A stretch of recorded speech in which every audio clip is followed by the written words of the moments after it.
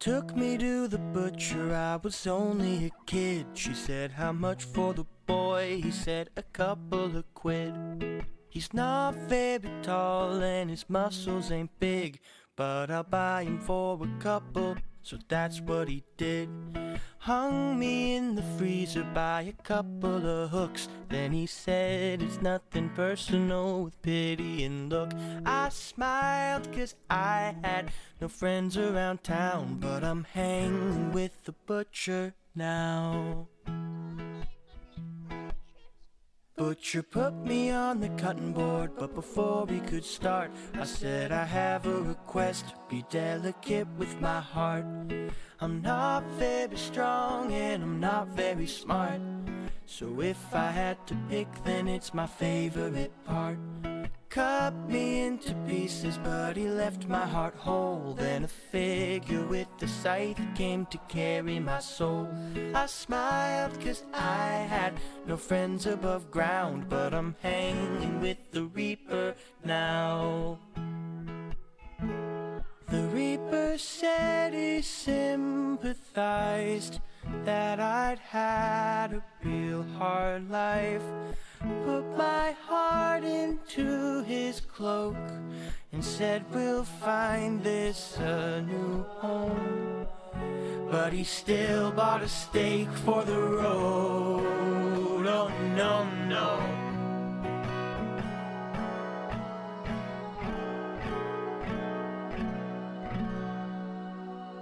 Fish of the sea, will you take this heart? And they said no. Creatures of the land, will you take this heart? And they said no.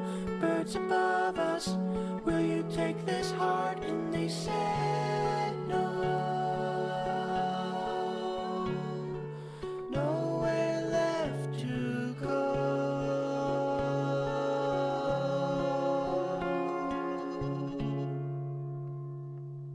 The Reaper took my heart in his bony hand and said, a promise is a promise. You'll walk the earth again, but not as man. He opened up his chest and put it in. I didn't fear the Reaper, now I've become the Reaper. My breakfast was straight out the medicine cabinet, a remedy for the aftermath of my habits. Sometimes it's the ones who try to help that hurt the most. I feel like we're playing tug of war on the rope, and I'm stretched to the limit, but you keep on pulling in. I'm gonna lose my goddamn mind, I'm gonna lose my mind.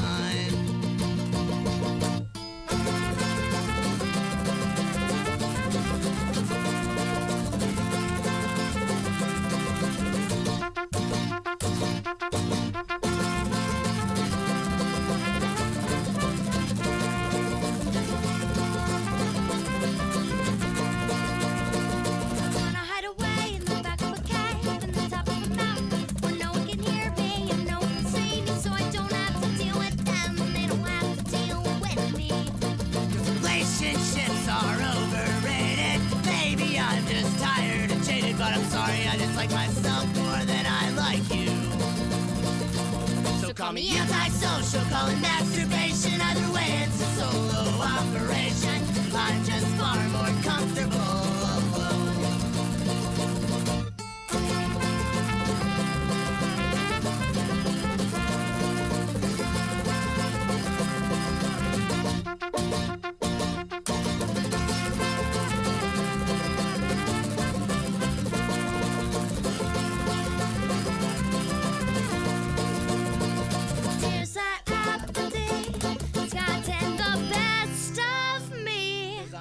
Tired of you talking my ear off about all your problems I just can't fix.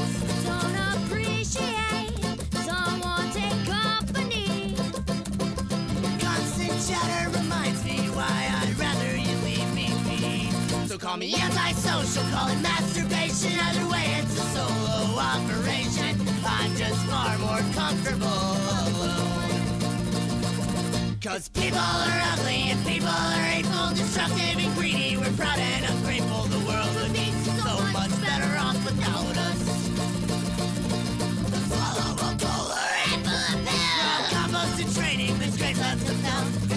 ourselves to make us feel like we're not just mistakes. Distract ourselves to make us feel like we're not just mistakes.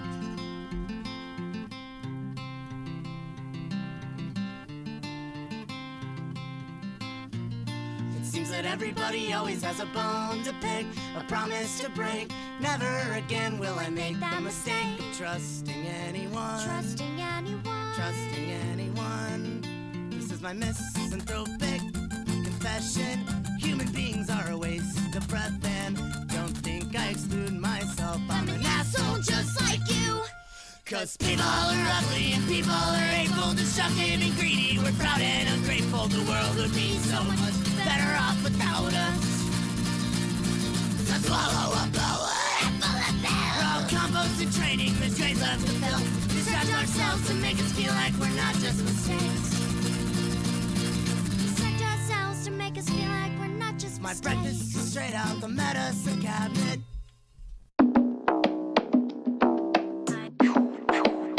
Shooting diamonds, bitch.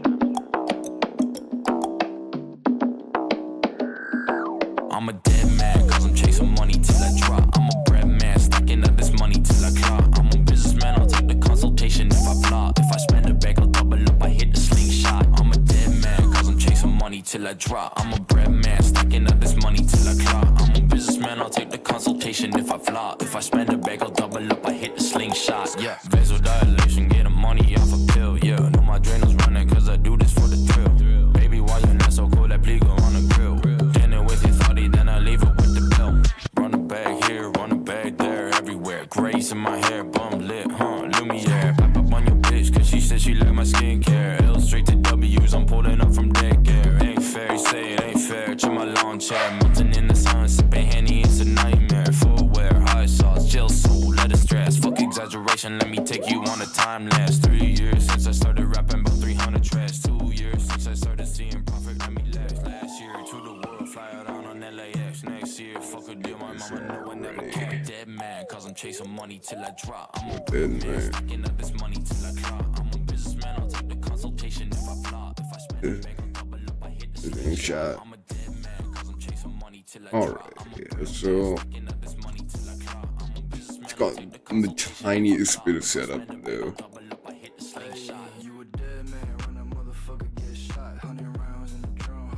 I also need to find out what we're watching tonight.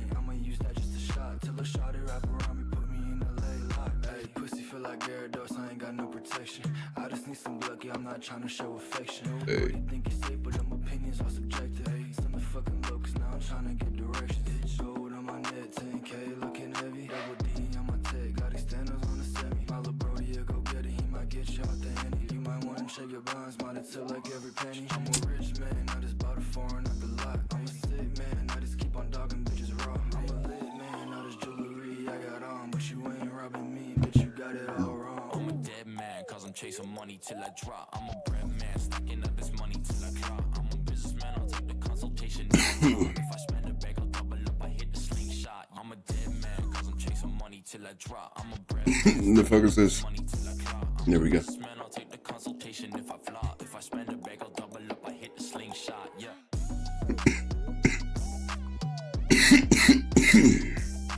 Zoink Scoop.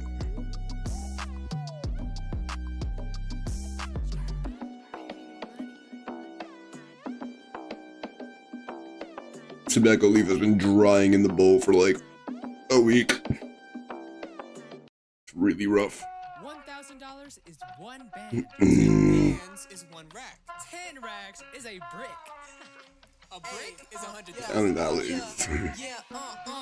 They think I'm crazy or something. Hop into the bill like a baby or something, I put that cake in the oven. You bitch, you flex like Credo or something, Where did you make all that money? They basically saying they paying for nothing. I'm basically saying they basically bluffing. You bitch, gon' act like they faithful or something, I got bands, I got fucking bandits. Keep that stick up on my bitch, send me automatic. 4 Giottos on the whip, in and out of traffic. Make them sit down like a bitch, I be working magic. I'm at the top and I'm whipping it up and I'm cleaning the beat like a baby. I got the sauce in the So it's a really good together. I'm in a bean, they came in the room when they let me come and they stand me. Walking up and they cheddar like a mac and cheese. I put the bands out while we phone, I talked to a jerk, he said what's up. I got to work on something. I got the brands, I got the bands, I got the songs I invested. I put the beat, I talk about I actually forgot the guy at the game. That's funny. Window capture. Game. Yeah. Oh shit. It's Easter season.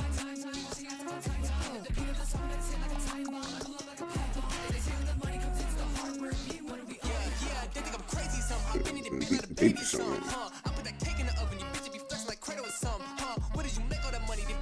There we go. That good?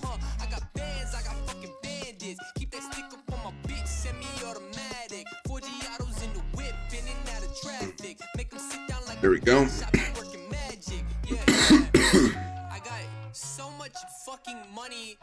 Now let's get some. Falling out of my pockets. I don't even. It's like, basically saying I don't know where the fuck I'm. My shorty, I'm hitting record and I'm making this song and it sound like a hit. I post my story and what I recorded because all of my I found a chicken leg. Wake up in the morning, I'm pouring a coffee, I put on an outfit that made me look sick. Then I go to my work and I count my bands and I hit a little twerk and I do my dance. Bad bitch, she be on my dick, feels so great when I look at my wrist. I'm on my bandits, sitting so lavish, hit my counter like wallet don't miss. That money just landed, I'ma go manic, it's mandatory that you hop on my dick. I just walk in the house and they bump on my shit. Pop is noise when I pop on my dick. Posting all of my shit that go on bands, hold on my bands, let's go yard, bitch, be all over my pants, no lifeguard, anybody hopping on my track, it go far, I be making a big stack. I be making Oh, voice. I can't believe this song still has under 1,000 views. I feel like 500 of them are mine. This is really a sleeper hit.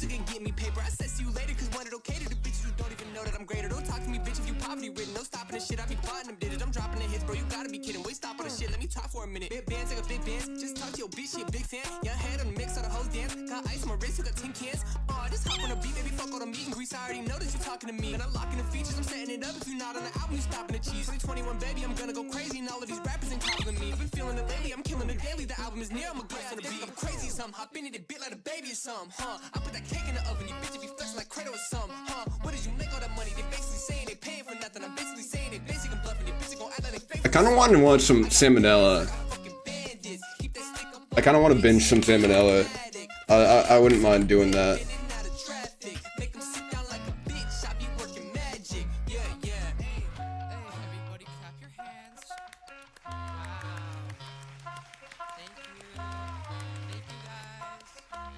It's wise. Let's say. Yup. Alright. Let's get some reaction fodder in here. Yeah.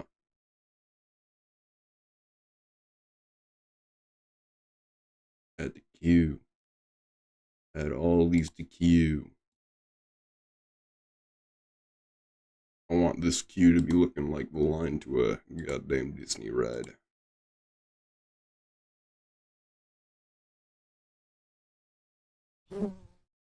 Boom.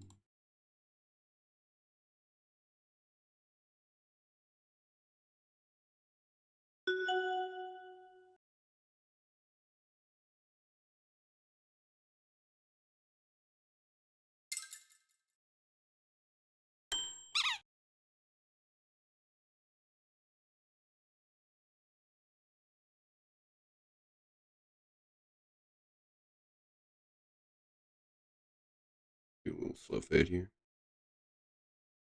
Everything's just about set up.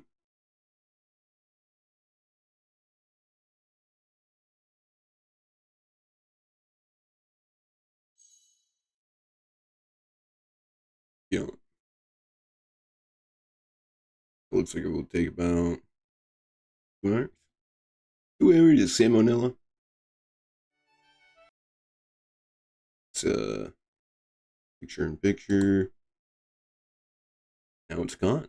There we go. I can just move this freely. Yeah. I should be able to shrink this. Ooh, yeah. Yeah. Alright. Let us start cookie clicking. It only seems natural. Whoa. Kids, I was inspired to make this video. There we go. Something like that. Game I'm also not pointing the Apparently, microphone at me. experiments on animals That might in order help. to learn more about the body. His favorite of which was the Barbary ape, due to its anatomical similarity to Barbary humans. ape. Now, when I say experiments, I don't mean push a button, get a peanut type things. I'm talking like Josef Mengele meets the plague dogs. He'd clamp their pee tubes shut just to watch their kidneys swell, cut their spinal cords in different places to see what went limp and what didn't, and squeeze Jesus. their brains and make them go unconscious, to name a few. My initial reaction was, hey, that's neat. But then, after some thought, I was like, whoa, hold the phone. In 200 AD, you couldn't get a doorknob even. Yet, if you had the right resources, you could order a goddamn monkey. Many monkeys, in fact. By the barrelful, presumably. Alternatively, if you were born in the right place, you could be the monkey poacher, making a living wrestling up some primates with nothing more than a net, a pokey thing, a hole in the ground, and a whole lot of ambition. So I got to thinking, what other kind of animals did ancient Rome have access to? Apparently basically everything that lived in this part of the map. They were particularly fond of elephants, and it's easy to see why. Sure, elephants aren't that big of a deal to the average person today, right? Alright, Even so what are we pictures doing of these today? elephants That's the they were. realest question Imagine if you were a available. I 20-year-old think, man who had never seen an elephant in your life. The closest thing you've ever witnessed is let's like see horses, here. It'd be maybe really some nice to deer get now. some You more, get the drafted, shimmerfly you drop seed. to battle, you're a little scared, It's but what you've we're been currently trained breeding well, you're for ready. here. Then, over the horizon, you see 20 house-sized behemoths with giant tentacles sticking out of their faces, horns longer than your body sticking out of their mouths, all screaming their weird trumpety scream. Don't think I making need your to whole unlock body anything for vibrate like mold. Mars himself is shitting on your very existence. So naturally, Rome liked to Ruined. show these things off all I'm the time, just as ruined. a display of power. Like, imagine if you were going to a speech in DC, and Trump rolls up with a pack of dragons. You'd listen to every word he said. He's got fucking dragons. That's what it was like seeing the emperor parade around with elephants back in the day. Of course, that wasn't the only use they had for imported animals. When they weren't being shown off in menageries, many of the exotic beasts brought to Rome were used in shows called venatios, which were basically like modern-day bullfights, only instead of bulls, you had whatever crazy critters the state could find. Lions, crocodiles, gazelles, whatever. Around 55 BC, Roman statesman Pompey the Great decided to organize one such event, the feature creature of which was, you guessed it, an elephant. Unfortunately, Pompey forgot the crucial Barnum and Bailey trade secret. See, you're supposed to break the elephant's spirit before the show, not during. So the boys get to poking, and the thing starts freaking out, just screaming and crying, even gesturing towards the audience like it was begging for mercy. Now the crowd at this kind of event was mainly composed of dirty, bloodthirsty peasants, and even they were like, holy shit, this is messed up. I came here for a nice, family-friendly disemboweling or two, but this, just deplorable. Then they all start crying, and the whole thing just ends up being a huge mess. Anyway, these types of spectacles became larger and larger as time went on. It's said that Emperor Trajan once held a venatio lasting 120 days, during which some 11,000 animals were killed. They also got pretty elaborate. A lot of creativity went into keeping things fresh for the crowd. In 203 AD, they had a model of a crashed ship built inside the arena, and an assortment of Invert 400 polarity. animals were set loose from the wreckage and then killed. That's what we should do for the next Super Bowl halftime show, honestly. Just pack every team's mascot into a decommissioned submarine. Then, when they all run out, we have the troops gun them down while the national anthem plays in the background. Anyway, the ingenuity of the people organizing these events really knew no bounds. One time they That's like- tied together a bear and a bull just to see what they'd do. Unfortunately, all that happened was the stock market crashed. Also, fun fact, one Emperor Commodus is credited with the invention of a unique crescent-shaped arrow designed specifically to decapitate ostriches and watch them run around headless for a while. Seriously, they did that so often that they needed a device to make the job easier. Sometimes, just to shake things up, they'd have the animals kill the people, which was known as damnatio ad bestias. This form of execution was typically carried out using lions, but other beasts were used as well, including dogs, bears, and at one point even an eagle, although the guy was crucified first, so it wasn't much of a fight. So, moral of the story, if you ever end up in ancient Rome and you want to see some animals, you'll still have access to almost all the same creatures we see in zoos today, and the only catch is that something has to die at the end. Till next time, I'm Salmonella, and thank you for Here, watching. okay. So we're gonna just let these wrinklers feast for a minute here. They can sap us. Because they're actually doing some good work here. They're photosynthesizing. Photosynthesizing? I can pronounce. I can pronounce Hey good. kids, you know what's cool? Etymology. Etymology. Etymology. There we go. Today we're going to talk about some words, some combinations thereof, and where they come from. First is the phrase white elephant. Now for those out of the loop, a white elephant is a possession which its owner cannot dispose of and whose cost, particularly that of maintenance, is out of proportion to its usefulness. And also a game played during the holidays for people who prefer random garbage over actual personalized presents. According to legend, this saying dates So the back to market the has monarchs not of changed at all Siam. Whenever one of the since a while king's ago. courtiers drew his Ooh, I displeasure have through whatever gotten means, he some would more offer them a sugar gift lump. of a white elephant. It was considered the ultimate insult to refuse a gift from the king, so naturally the elephantee would be forced to accept. Now if you know elephants as well as I do, you would know that they are frickin' gigantic. They can consume around 50 gallons of water and 500 pounds of foliage every day. Oh, damn, they're which would really be quite swarming excessive now. to keep up in modern times, let alone hundreds of years ago. Plus these ones are albino, so you have to hose them down with SPF 30 once an hour or else they'll turn into one big tumor. Okay, not really, but they definitely needed their shade. Also, Southeast Asian cultures considered white elephants sacred, so you weren't allowed to make the animal work, and you'd have to hire a load of people to care for it on a daily basis. Basically, the person getting the gift would have to choose between financial ruin or letting it die and being socially ostracized and possibly even killed. I thought this whole thing was pretty clever, so I've started doing my own version. Whenever someone gets on my nerves, I spray paint progressive comments all over their house. That way, they'll have to spend the whole day angrily scrubbing it off, and then the neighbors will be like, wait, does that mean he likes the N-word? Bigoted scum. Next is balls to the wall. This one harkens back to the days when planes flew in the air. The throttle of many aircrafts would be controlled with either a lever or a plunger, either of which were often topped with a sphere for easy handling. Thus, when you wanted to throw the plane there, I really do. thrust, you'd put the balls to the wall. In a similar vein, So the we phrase could, what balls can we deep really comes from use pinball right now? machines. When you Nothing want to launch is the even ball full remotely force, in the you pull financial plunger ruin all that the way my back, stocks are. otherwise known as going There's a balls deep. big Nah, just kidding. That one actually means what you think it class does. gap Next going is on getting your here. goat, a My phrase research used is when complete. someone or Yo, something okay. annoys you. The So origin that of means this I phrase is still disputed can by etymologists, but one pop theory all traces these back to the guys. sport of horse racing. In order to stop horses from getting nervous before a race, their owners would stick a goat Grab in the that. stables to keep them calm. Apparently, Alright, the and I can presence get of a eggs from goat these has some guys. I've kind got- of therapeutic effect on horses, kind of like a therapy dog, except they can't pet it on account of hooves, so they just sniff it for a while, I guess. Cut to a pack of young hooligans looking for something to do besides bootlegging and getting polio. They decide to break into the stables at night and escort the goat to an undisclosed location. Okay. Then when the race starts, instead of running straight ahead like a normal person, the horse would run into the crowd and drop kick a grandma or whatever, and the old crotchety oil tycoon who owns the horse would stand up, shaking his cane, yelling, "Those punks really get my goat." Thanks to modern medicine, anxious horses today can instead be given horsey Xanax to calm them down, which unfortunately means that the days of hot-blooded goat getting are over. However, some would argue that stealing horse tranquilizers can be equally rewarding in its own way. But enough of that mumbo-jumbo. Hey, speaking of which, you ever wonder where mumbo-jumbo comes from? Nice segue, Sam. Thanks, Sam.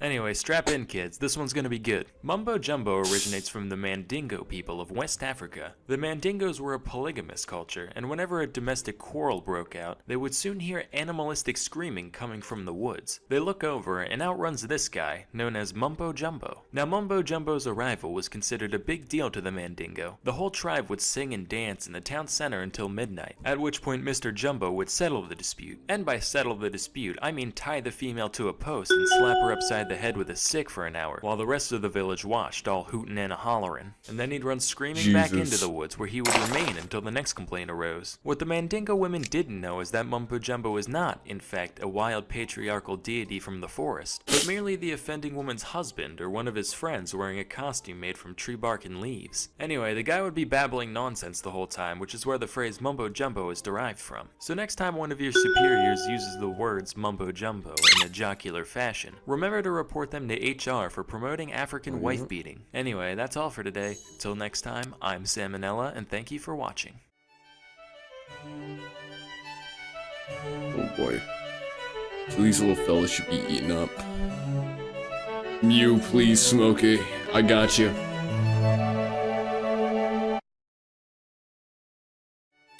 Is that good? Did I pass the Mew test?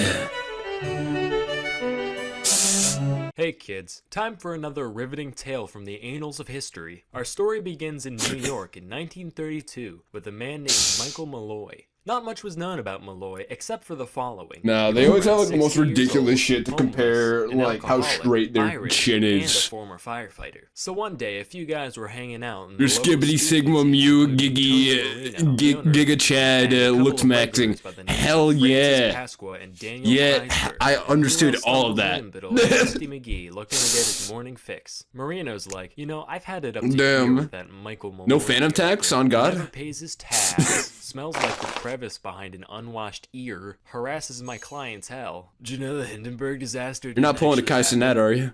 Yeah, it was an inside job by the government to make Big Zeppelin look bad. Personally, I'm glad.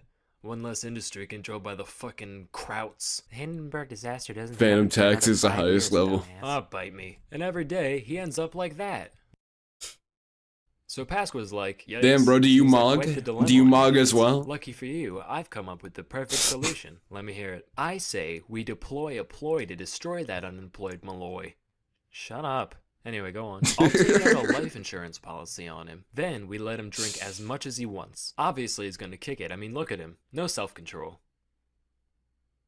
See that? He just drew from the stockpile while there's still moves to be made on the tableau. Oh, I like that joke. Then, once he's dead, we get all the money for ourselves. Win-win. The first part of the plan went through without a hitch. Pasqua took out not one, but 3 policies on Malloy's life, with Joseph Murphy, a bartender at These Marina's, days are kind of posing just as Malloy's suckling at my brother and cookie being right named as now. the sole beneficiary. In total, the Just group a stood to gentle gain suckle of my cookie. $3,576, which is like 66 grand in today's money. With all that in place, they begin the second part I of need the plan. I need Hey, 280 Malloy, good to see you, sets. man. Say, what happened to your arm? This Yeah, game's the other kind of day, I got in awesome. a fight with the police. Got bit pretty bad. Been What are leaking we pus for listening about a week to? now. But, I just got some Salmonella Academy playing in the well, bottom anyway, here, guess so what? I Your don't tab now lose has my unlimited mind, credits. because these Oh, cool. streams tend to What's go that for a mean? It minute. means you can drink as much as you want, and we can't stop you. Bet. Naturally, he orders shot after shot, and the gang happily complies. It gets to the point where Malloy's drinking way more than should be humanly possible. But instead of dropping dead or passing out, after a while Oh, he's shit. just like, "Hi. See ya." Within 24 hours, he's back at it, giving his liver the equivalent of a Tyson uppercut and being no worse for wear. This went on for a few days before the boys were like, alright, we need to up the ante here, and decided to replace Malloy's typical shots with wood alcohol, otherwise known as methanol. I Keep forgot in mind, that as little as 4% upgrade even methanol by existed, that volume is effect enough or to whatever make a they're called. moonshiner go blind, and just 2 shots of the pure stuff should be able to kill a man. So But in this Malloy game, there are slammed 2 back different just as kinds much of as he normally cookies, would, totally and none the wiser, and was like, one "So see ya." has Anyway, one is see all ya. good They tried again effects, for a few more nights. He was and fine. one Put some has expired half oysters in bad wood alcohol effects, and fed but them the to good him. He was effects are fine. like They really gave him a good. sandwich made from rotten And sardines I'm just not really that much of a and gambler, so tax. like I've just been taking the all They were good like, "All cookies. right, this man's got a lead belly. There's got to be something else." There's a we can do." setting So later one on day in the after game he where you can passed just turn out, off we the drove half a wrath mile cookies. to the That's what they're park, called. Tossed him out into the snow, took off his And shirt, so and soaked I his head just and do. chest in water. They drive away thinking they've finally done it. But when Marino clocked in at the speakeasy the next day, Malloy's already there, just hanging out, barely even sniffling. Finally, they just said fuck it, ran the guy down with their buddy's cab, and backed over him again for good measure. For once, Oh, they're Malloy swarming. didn't show up the next day. The gang was cautiously swarma. optimistic. After all, they're They're a 60-year-olds delicious who bite dish. the dust just from one wrong step in the shower, let alone the force of a half-ton of steel going 50 miles an hour. They called all the local hospitals and morgues there we in go. an attempt to find where he Yup. ended up, but they couldn't get any Bang. useful information from anyone. Lo and behold, 5 days later, the guy limps his way on in once Oh, fuck, again. right, I need with to a get whitey eggs, I thirst forgot. and little memory of the incident. The gang debated just icing some other random drunkard. Shoot. This one's the fucking juggernaut. Gosh apparently. darn But it. they decided to try Dag one more nabbit. thing before calling it quits. After Malloy All went this through his usual hullabaloo. blackout routine, they took him up to Murphy's room, stuck a gas line in his mouth, wrapped a towel around his face, and turned it on. Within would an love- hour, Malloy I finally would love to stopped see breathing. After countless attempts on his a life, at long parody last, they were of successful. the Saturday Night However, Live as you might have variety, realized, the final method where of murder they was a just far like cry from where the it's a simple old elegance like of the original fucking one, which is something they never Chaplin-esque really thought about film. until it was too late. Hey guys, They're in what's like poppin'? 50s, 60s My and shit, brother, black and white. Michael Malloy is dead. And then just Yeah, halfway money through, now. they just Oh throw dear, I'm Skibbity so and sorry. Phantom What Tax in happened? there. What? And they never repeat Why it. did the man die? It's just that one line. Pneumonia. And everyone's just like, huh? I see. They got a And when double can you take. see the body exactly?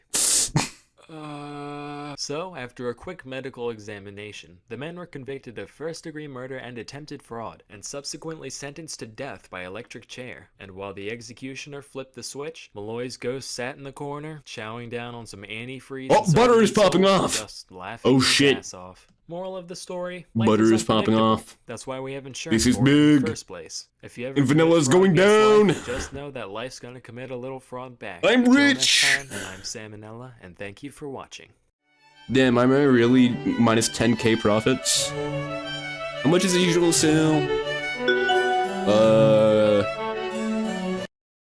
Usually I think the sales are like 150k? I should be fine. Hey kids, Highlight on I the think word we can should all be. agree that there are few pastimes more grotesque than competitive eating. The concept of a bunch of guys pushing their anatomy to its limits just for Oiled sport up. leaves a bad taste in my mouth in more ways than one. But imagine if these men didn't adopt this habit just for fun. Imagine if some gross biological error forced them to eat like this for their entire life. Introducing Tarare. Tarare was born in France around 1772 to a poor farming family. It's said that his appetite was so voracious that, by his teens, My clicking arm. Tarare could eat an entire quarter It's of a rusty. cow carcass in a single day. You'd think he'd be like mega obese, but no, he only weighed 100 pounds by age 17. However, there were still Jesus. a few things that stood out about Tarare appearance-wise. For one, he had a huge, stretched-out mouth with horribly stained teeth. He could reportedly fit 12 eggs in his cheeks at once, much like a chipmunk keeping its chipmunk eggs warm. Additionally, when Tarare was full, he'd get a crazy octomom gut going, and any other time, he'd have a huge flap of stretched out skin hanging around his waist. He also stank to high hell, even by 18th century French peasant standards. He was described as reeking, quote, to such a degree Yeah, that I'm he gonna could need not to be do some endured within elbow the stretches distance for of this 20 entire paces. stream. So between all this and his horrendous outhouse flooding dumps, his family had had enough. Alright, you're eating us out of house and home here. You gotta go, man. You heard me. Kick bricks, Froggy. Wow, he just called a French person a frog. That's so racist. No, it's not. They're all French. The guy just looks like a frog is all. Oh. Well, too late. I'm already offended. That's fair. Dislike. After leaving On home, behalf of Tarare the was French forced to people. beg and steal just to satisfy You're his right. gargantuan appetite. Inevitably, people We really began to don't take care. notice of him, and eventually he landed a job as a street performer in Paris. People would hand Tarare entire baskets of apples, eggs, and even wine corks, and watch in delight as he hoarded France them really down has, without the like, slightest taken up the hesitation. cartoon Normally, this went off supervillain without a role, hitch, but except they're not for really one time doing when he suffered anything. a It's like those severe kind of, it's like intestinal blockage. the cartoon Fortunately, the crowd was supervillains you kind see enough in to carry him like to the hospital where he was treated like with the Cocomelon strongest videos laxative today, you where they can just like think of rub their at all. hands I always know what dastardly happened and like next, but steal it would some probably candy get from the my crib channel deleted. and go, So let's just hear it for a few the French say it again, and then like the people get really pissed and then they kill him. The revolution. Moving on. Cut to the year We've had like 7. 1792. This marks the beginning of the War of the First Coalition. Ever heard of it? Me neither. Who was in it? Fucking everyone. Anyway, Tarare decided to enlist. What's that guy from After fucking all, maybe Strawberry that Shortcake? profound emptiness he was feeling was Purple just a lack Pud. of purpose in life. Turns out, no, The he really long was just mustache. psychotically hungry. Even after being granted quadruple rations, Tarare would still be digging through the trash pile. Professor whenever he got Purple. the chance. After suffering I know it's extreme purple exhaustion, something. he was sent off to the military hospital in Souterrain. The staff there was so dumbfounded by the man's abilities that they decided to keep him there to run a few experiments. The first of which involved putting Tarare in a room with a meal prepared for 15 people. Naturally, he ate the entire thing and immediately fell asleep. Next, they presented Based. him with a raw eel. In response, Tarare crushed the eel's skull between his teeth before slurping down the entire creature in one go. Now, this is hair-clenchingly horrifying for a couple of reasons. Yeah. Firstly, he put a whole frickin' eel in his stomach. But secondly, there had to be some point during digestion where the meat was gone but the bones still remained. Now, for those of you who don't know, an eel skeleton looks like this. That means Tarare had all of those needle-sized ribs stabbing into the walls of his stomach at once, and he was fine. He also ripped a live cat apart with his bare Jesus hands, drank its Christ. blood, and ate everything but its bones, and then later gagged up the fur and skin like an owl, but, you know, that's neither here nor there. After reviewing our data, I've come to the scientific conclusion that, yeah, we got a goddamn demon on our hands. But Yeah. as we all know, with great devour comes great responsibility. Yeah, that Since thing- Tarare that was thing's so unholy. Bring him to the technically fucking enlisted, Otherland. The military decided to utilize his abilities for the greater good. Hey Tarare, it's me, the General. Listen, could you eat this box with a note in it for me? If you do it, we'll give you a wheelbarrow full of bull organs. Lo and behold, 2 days later, he passed the container in mint condition and was given his reward as promised. With this proof of concept, they made him an official spy and sent him into Prussia with a document in his belly to be delivered to an imprisoned French colonel. Unfortunately, there are a couple things Terrare couldn't do that are generally important when sneaking into another country. A, he couldn't speak German, and B, it's pretty hard to maintain a low profile when you're running around like a madman, wolfing down garbage and mutilating small animals. So he ended up being captured by the enemy. Initially, he kept his mouth shut, for once, but after a whipping and a day in jail, Terrare gave in. After confessing that he did, in fact, have vital intelligence snaking its way through his GI tract, the Prussians chained him to a latrine until the box emerged 30 hours later. The note wasn't actually anything important, so they just mock executed him, gave him a severe beating, and sent him on his way. After all that, Terrare returned to life at the hospital, desperate for a cure for his condition, but nothing they ever tried worked. Why did they Meanwhile, mock the man's endless hunger execute continued though? to get him into all sorts of Like, trouble. why didn't they He'd just often kill him? sneak out of the hospital to eat the scraps behind the local butcher and Was fight that stray common back dogs in then? the Just do alley mock for executions? precious Was it like not garbage. with the He'd also bullets? seek out patients undergoing bloodletting in order to take all their life Not chips for worth the himself. bullets. On several occasions, he was even caught attempting to eat bodies in the mortuary. By this point in my research, I was so desensitized to this guy that I didn't even bat an eye when I first read that. I was just like, alright. Guess he must have been hungry. Anyway, the hospital staff begrudgingly tolerated Terrare's buffoonery, until one day when he went too far. Well, Terrare, you've only had 3 mess hall raids, 4 miscellaneous trash-related mishaps, and 1 cadaver defiling, so I'd say, so far, this week's been pretty good. Doctor, we should probably inform you that a 14-month-old child has gone missing from their room. Terrare, look at me. Did you eat a fucking baby? Terrare was promptly kicked out of the hospital and spent 4 years out and about doing, whatever horrific shit you can imagine. When he came back, he was suffering from advanced tuberculosis and died shortly after arrival. During his autopsy, the surgeons found that, when they looked into his mouth, they could see all the way down his throat and into his stomach cavity. As you can imagine, his whole abdominal region was profoundly deformed. Basically, if this is a normal human, this is what they found inside Terrare. Just like the man's mind, we can see that around 90% is devoted towards food and 10% towards everything else. So, moral of the story here is that, no, you know what, not even I can find anything resembling a moral here. Not all stories have a point to them. Sometimes they're just sad and disgusting from beginning to end. Oof. And now a word from our sponsor. As you can probably tell, I'm a very visual person when it comes to learning. I firmly believe that engaging visuals are an essential teaching tool that allows for much deeper comprehension than plain old walls of text. That's why I'm pleased to introduce our sponsor, Brilliant.org. We all know that math and science are really important to master, and Brilliant's elegant UI and step-by-step design makes learning seemingly complex topics very intuitive, especially for visual learners. Their straightforward graphics, delightful animations, and interactive puzzles make it easy and fun to hone your own critical thinking skills. Personally, I've always been super intrigued by neural networks and all the things you can do with them, but I've always been too intimidated to research them in depth. After learning about Brilliant, I actually started taking their course in the subject, and I gotta say, it's been such a pleasurable experience that I plan to continue with it in my own spare time. To support me and learn more about Brilliant, go to brilliant.org That sounds brilliant. and sign up for free. Also, Everybody the should first sign up for 200 Brilliant people using that go to Sam that Manela's link will get code that 20% off probably the annual premium does not. subscription. It's probably Till far next time, expired by I'm now. Sam Manela, and thank you This for video is watching. 5 years old.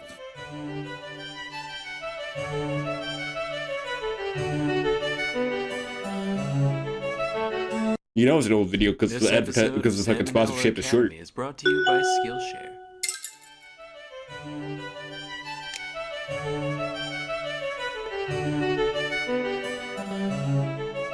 Hey kid. Yeah, you. I just got off the phone with the big man upstairs. And he told me that I need to clear a few things up around here. So without further ado, here's 10 pieces of malarkey that you might still be spreading. Number 1. Nobody was ever burned to death at the Salem witch trials. Of the accused, Really? 15 died in prison, 19 were hanged, and 1 was squished to death. That last one is way more interesting than any cremation, by the way. Dude was Yeah, a badass. I guess His name so. was Giles Corey. He was 81 years old and so done with the town of Salem. I just never really thought about it. Like, yeah, I knew people were hung. So the town stuck in between I two knew boards and stacked rocks on people. top of I it. never never in an heard effort to anyone draw out a say confession. But every that time anyone they was tried burned to at the get Salem something witch out of him, trials. all I he just would kind say of was, assumed. "More weight." Because it's a witch This went on trial. for 3 solid days until he finally died, never giving any indication as to whether or not he was a witch. One can only wonder. Number 2, the OG Buddha wasn't the obese guy. That's Budai, a Chinese folk character meant to represent Maitreya, aka future Buddha. Now this shirt is double sad. Number 3, Buddha wasn't a god either. He was just a guy named Gautama. Now this shirt is triple sad. Number 4, ever heard of a vomitorium? Turns out, no, it's not a place where Roman nobles would go to make room for more pheasant spleen and lobster eyelids. It's just a big entranceway to the colosseums that hordes of peasants would spew out of. Number 5, Washington never cut down a cherry tree in his youth. I don't get this one at all. Apparently it's supposed he to paint the burned man in a good down light somehow. some It's shit. like, Tyler, what the hell happened while we were gone? Where's the tree in the front yard? Oh yeah, that was me. Got bored. Just felt like vandalizing something, you know?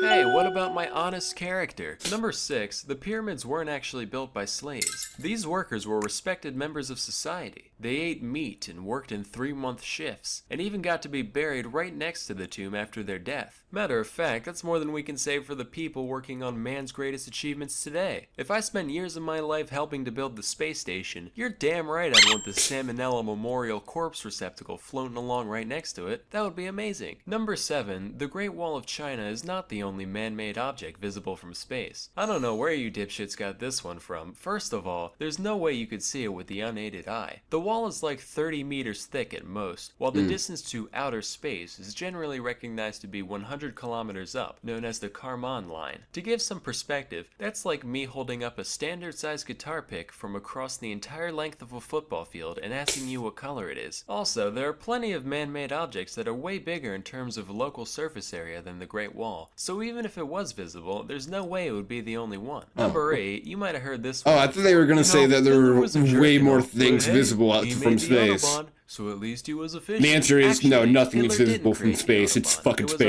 already It's there. huge. He just helped expand it into newer territory. In a similar vein, Mussolini didn't make the trains run on time, with most of Italy's infrastructure just do repairs that? happening before his rise to power in 1922. And even then, they weren't nearly as punctual Why as he'd did I like you feel to believe. compelled to do So that? unfortunately, you're gonna have to find something else. God, I'm learn gonna have about to these wait fascists. Like Hitler's elegant way of speaking.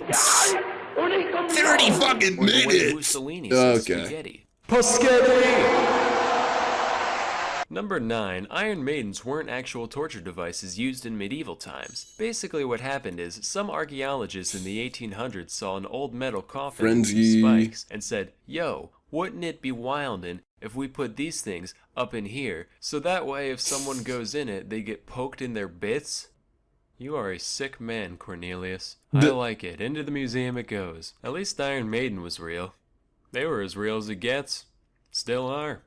And don't you forget it. Number 10, Einstein never failed math. He had mastered both integral and differential calculus by the age of 15. 99% chance this one was just made up to make glue eaters feel better about themselves. Well, congratulations, Dimitri. Looks like you failed pre-algebra for the 3rd time. Brady still can't graduate. Well, hey, that means I'm still on par with famous smart science man, so, yeah, worship me. So it just goes to show that we've all got a lot to learn about the world around us. That's why you need to go to Skillshare. Skillshare is an online Skillshare. learning community with over 20,000 classes. Tell me how in I should share my technology, design, skill. business, and more. Premium membership gives you unlimited access to high-quality classes on must-know topics so you can improve your skills, unlock new opportunities, and do the work you love. They've got great courses in graphic design and animation, which I've clearly already mastered. I mean, check this out. Damn. But I'm sure you could get a lot of use out of them. You That's can also wild. learn plenty of more recreational skills, like how to solve a Rubik's Cube, Oh, I found or an how edge. to play chess really well. Join the millions of students already learning on Skillshare today, with a special offer just for my viewers, where you can get 2 months of Skillshare completely free. To sign up, go to skl.sh/samo. Again, go to skl.sh. Oh, damn, I haven't /Samo even- to get 2 months of unlimited access to over 20,000 classes for free. Act now for this special offer and start learning today. Anyway, till next time, I'm Sam There we Manila. go. Thank you for watching. So then we want, yeah, Dragon Harvest.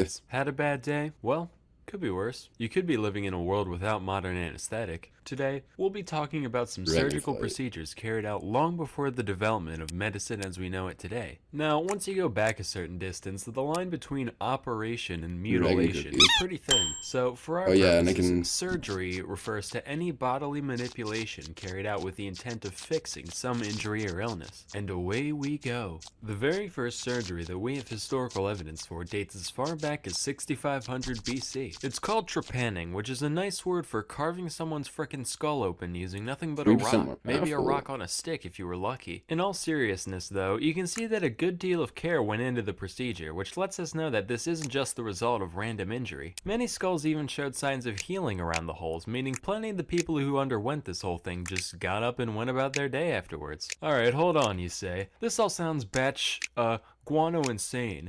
No way this was that common of an occurrence. Well, friend, if you've been watching this channel long enough, you should know that if you give human beings the benefit of the doubt, chances are they'll prove you wrong. In fact, so far, over 1,500 trepanned skulls have been dug up all across the globe, from Europe to China and even the Americas. Oh shit. This means that between 5 and 10% of all skulls that we've found from the Neolithic period have had at least one man-made hole scraped into them. To put it this way, based on that data, there's a greater probability of someone born in the late Stone Age having their brain matter exposed by some shaman. Sweet mess, thank you so much for the follow if you're still listening. Being a redhead. To this day, nobody really knows why this was such a common and this practice. from 20 minutes ago too. Around the idea of releasing some kind of dark I'm a bad streamer.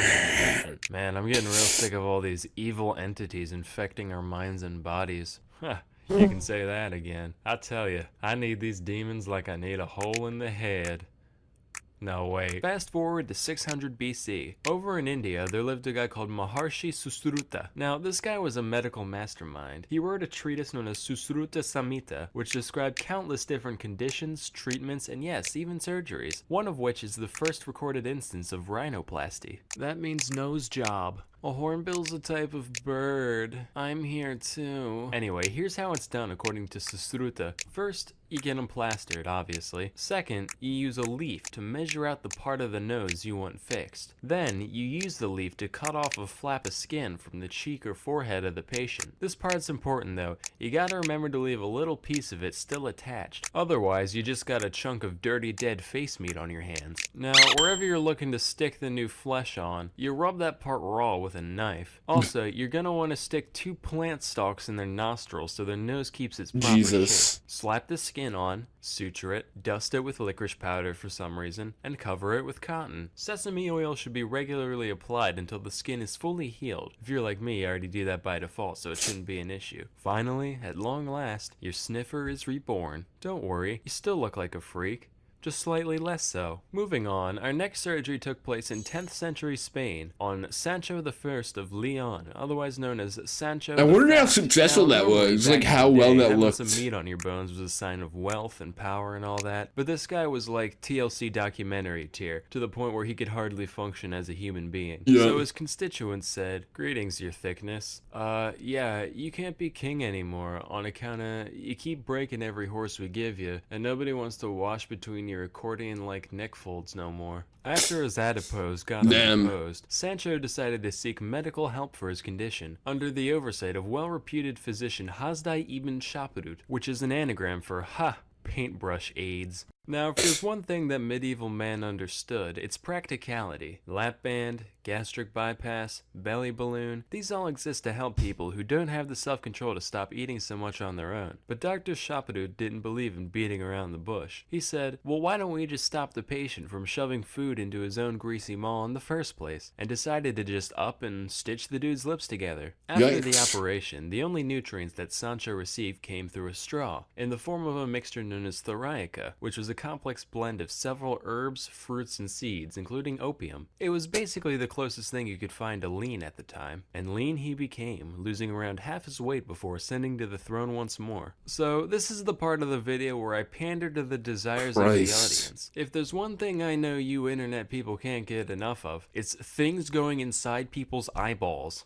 Let's talk about cataract surgery. The art of dealing Oh, with no. people's clouded lenses has been around for millennia, believe it or Oh, not. no. That Sushruta guy from earlier actually talked about the most common procedure for cataracts for most of civilized history, which is known as the couching method. Couching is done by taking a sharp object like a needle or a thorn and ever so gently stabbing their eye hole at weird angles until the lens moves out of the way. No lasers, no sedatives, no paralytics, just a rusty old pin and some elbow grease, the way God intended. The majority of the time, this operation didn't work, usually just damaging the already blind eye irreparably. Shocker, right? And even if it did go as planned, you still, didn't have a lens in your eye, so you essentially went from, I can't tell if I'm dead or not, to, ah yes, it is quite yellow out today.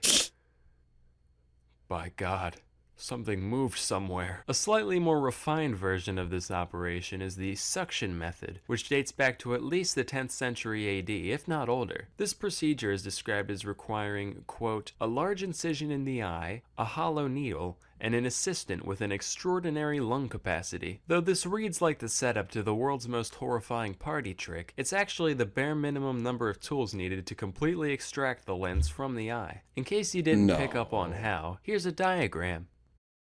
This method generally saw a greater success rate and fewer complications than its non-extracting counterpart, so hopefully you can sleep well tonight knowing that the number of human beings who have sucked a piece of somebody's living eyeball through a straw is above zero. Anywho, let's all just be thankful that we live in an era where procedures like these are a thing of the past. Now remember kids, even though the surgeries I described here do sound pretty easy to pull off, please don't try them at home. But if you do, please put it on LiveLeak afterwards. But you know what you can do at home? Learn stuff about things with Brilliant.org. Brilliant's elegant UI and step-by-step design makes learning seemingly complex topics very intuitive, especially for visual learners like me. Don't think you can understand special relativity? With Brilliant, I bet you can. I'm just some kid in a room somewhere, and even I got the basics. Check this out. Relativistic laser tag. Don't tell me that doesn't sound fun. Then later when you're talking to your friends, you can be like, yeah, I'm taking a course in special relativity right now. No big deal. Maybe gonna hit quantum objects in a couple weeks. So to support me and broaden your understanding of math and science, go to brilliant.org/salmonella. So is brilliant.org just like the first 200 people the entirety of Veritasium's library? Off the annual premium subscription. Anyway, till next time,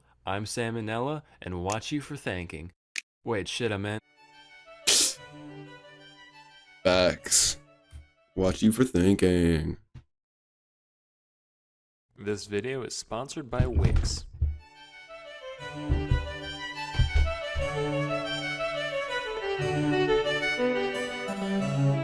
Hey kids, let me ask you, do you watch the news often? Have you attended a school in your life? You ever look at a dollar? If the answer to any of these questions is yes, then chances are you're familiar with at least a couple United States presidents. But if you're like me prior to last week, you've probably never heard of a United States emperor. Excuse me, good sir, but I should inform you that we're actually living under an emperor as we speak, at least according to my degree from the University of Reddit. Hey, that's great. Whoa, look over there. It's someone criticizing Elon Musk. And he's making typos.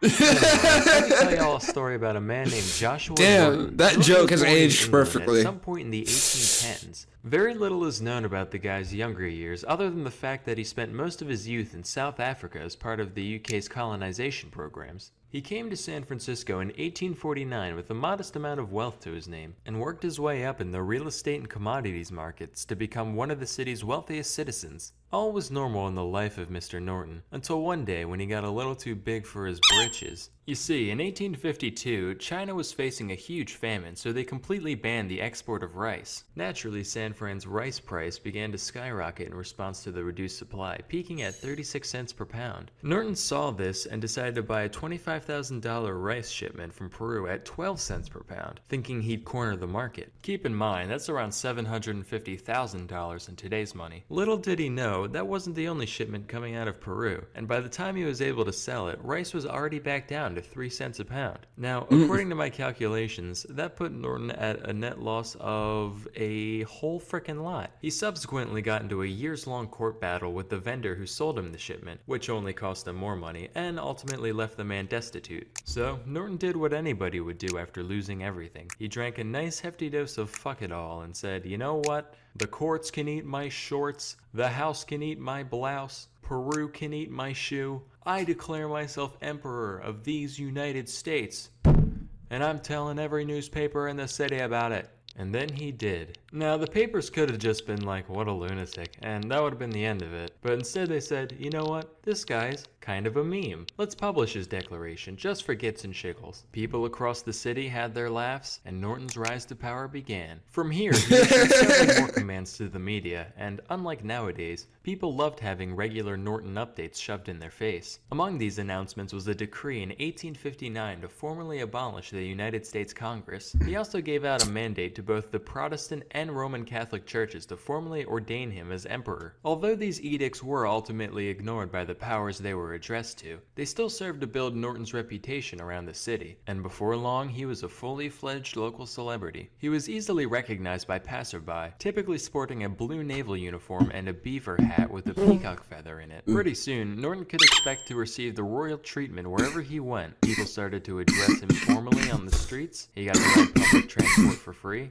and he even got occasional tax payments from people sympathetic to his impoverished living situation. Oh, and get this, Norton became so famous that stores in the city began selling dolls of the man for kids to play with. How many people can you think of that were so legendary that they got dolls made after them? You got Emperor Norton, Mr. T, and the bear that Teddy Roosevelt decided not to shoot. That's it, really. Also, though not backed by actual law in any way, his declarations came to be taken relatively seriously by the populace around him. For example, according to Norton, saying Frisco instead of San Francisco would be punishable by a $25 fine. Talk to any Frisco native and you'll find that this attitude survives to this day. With the help of a local printing firm, Norton even issued his own currency, which was actually accepted by many residents of the city, despite having no backing behind it whatsoever. In fact, a few Norton bucks are still floating around today as highly valued collector's items. I tried doing the same thing a while back, but unfortunately, Onella rubles are still only worth their weight in Onella rubles. Of course, it wasn't all magpies and molasses for our good friend Josh. He was once arrested by a policeman named Armand Barbier, who wanted to throw him in an asylum for his apparent insanity. Needless to say, when the public caught wind of this, they lost their fucking minds. Irate citizens wrote complaints in droves. All the newspapers published scathing editorials our towards the meme? police department. Stray cats were thrown into wood chippers. I don't have any evidence for that last one. I'm just, assuming based on what I would do in this scenario. Anyway, pretty soon, the chief of police got the memo,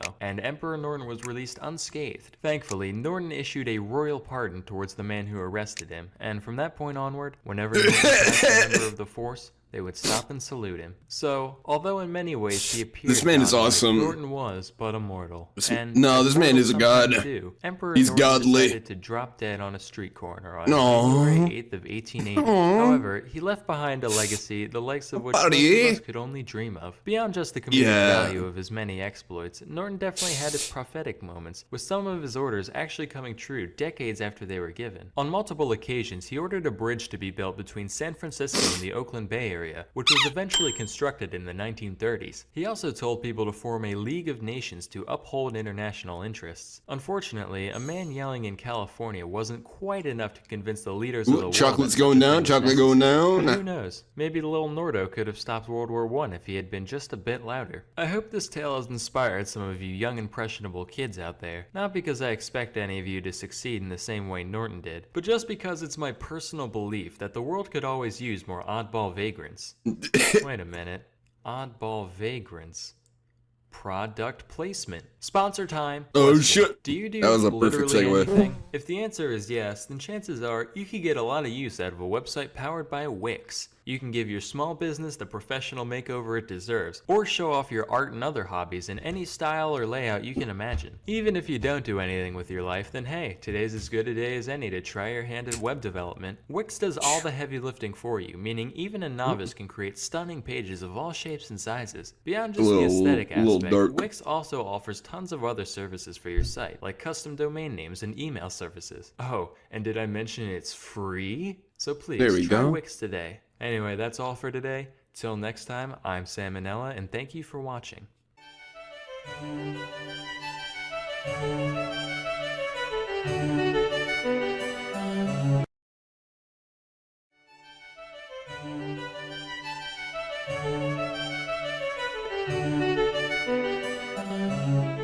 Hey kids, you've probably seen this scene in TV or movies at some point. A couple of people end up stranded on a desert island, totally isolated from all civilization. It seems like there's no hope for survival, but then one of them looks 3 feet to the left and, oh my god, it's a tree full of fully grown, plump, delicious, smiling, golden-skinned bananas. Amazing. We're saved for the time being. Hey, don't eat those. They're made of lies. See? Listen, why do fruit exist? For a delicious, nutritious snack for humans and animals alike to enjoy?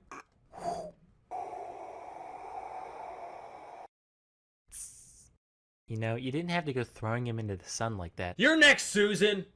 How did you know my name? I created you. Anyway, as most of you probably know, fruit are a thing because nature figured out, hey, if you put a little bit of deliciousness around your seed, it'll convince some idiot bird or something to carry your baby off to faraway lands, right? Oh, they're munching. But then humans showed up and were like, hey, that's pretty nifty. Listen, is it cool that we selectively breed you for thousands of years to give you horrific deformities to crank up that whole deliciousness part a couple hundred notches? Alright, cool. Let's take a look at bananas, specifically the Cavendish variety that we all know and love. On the inside, we got like 2% seeds, 93% delectable banana meat, and 5% that brown part at the bottom that your mom says is perfectly fine to eat but you still don't trust. Great for a snack. Terrible for reproducing efficiently. Meanwhile, check out the thing on the right here. That's Musa acuminata, one of the suspected ancestors of today's nanners. Much smaller and jam-packed with seeds, with just enough flesh in there to make it worth some smelly primate's time to crack open a yellow one with the boys. Here's another wild-type banana, Musa balbesiana. Less sweet, way starchier, harder to get into, hella seeds, same shit different day really. But hey, if you stick that boy in the ground, you've got an okay chance of making a new banana tree. You bury a modern banana, all you're gonna end up with is a dirty banana. And not that one club in Miami, I mean an actual dirty banana. That's because, like a lot of cultivated fruit, culinary bananas are so inbred and malformed that they can't produce offspring even if they wanted to. So, word of advice for you men out there, if ever a lady points out how poorly endowed you are, just show her this JPEG. She'll say, wow,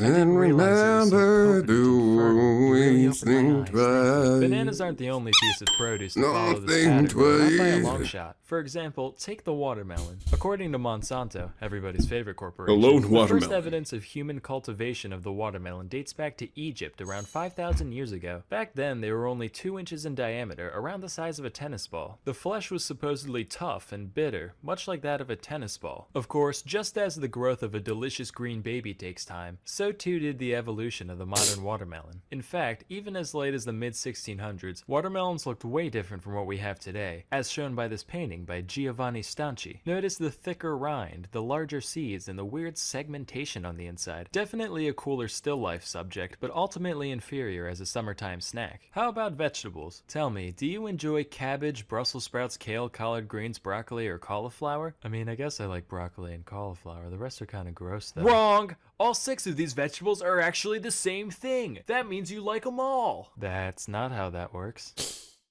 I'll be good. Anyway, these veggies are all just cultivars of the same species, Brassica oleracea, otherwise known as wild cabbage. Every part of the plant is edible to some extent, but there's not much of it to go around. So a bunch of different people throughout history said, alright, what if we just take one specific part of the plant and go fucking insane with it? And that's what they did. Those who bred for giant leaves got kale, going for huge dense flower buds gets you broccoli, juicy engorged lateral leaf buds equal Brussels sprouts, etc. Speaking of segues, let's check out egg eggplants. The I mean, OG yeah, I always eggplant kind was of first figured cabbage, domesticated in lettuce, India, Brussels where it sprouts, they can still probably be all found in the wild have the today. same It looks thing. nothing No like an clue eggplant, though. broccoli. They actually resemble little green And any berries the fucking size of involvement in grapes. that. My The only thing it life seems has to have in changed. common with the classic purple eggplant is how little Life both will of never them be the have in same. common with an egg. However, if we add the RGB percentage values of their color shit. and merge their shapes, we do get what looks approximately like an Shimmerfly? egg. So I guess that solves that mystery. What This else? whole transformation really Literally is a testament just to man's that greatness, though. one That's plot like will starting give me out with a Shimmerfly. frog and selectively breeding them until you Alright. end up with Grimace from McDonald's lore. Speaking of which, did you know Grimace used to be evil and have 4 arms? This is a real thing. I'd like to think that when they lopped off his extra limbs, all his evil energy went with him, and now there's just 2 plump purple cylinders scampering around the countryside waiting to pull unsuspecting kids Oh, they're into swarming. ball pits They're never to be numbling. seen again. They're That's nimbling. just my McDonald's headcanon, though.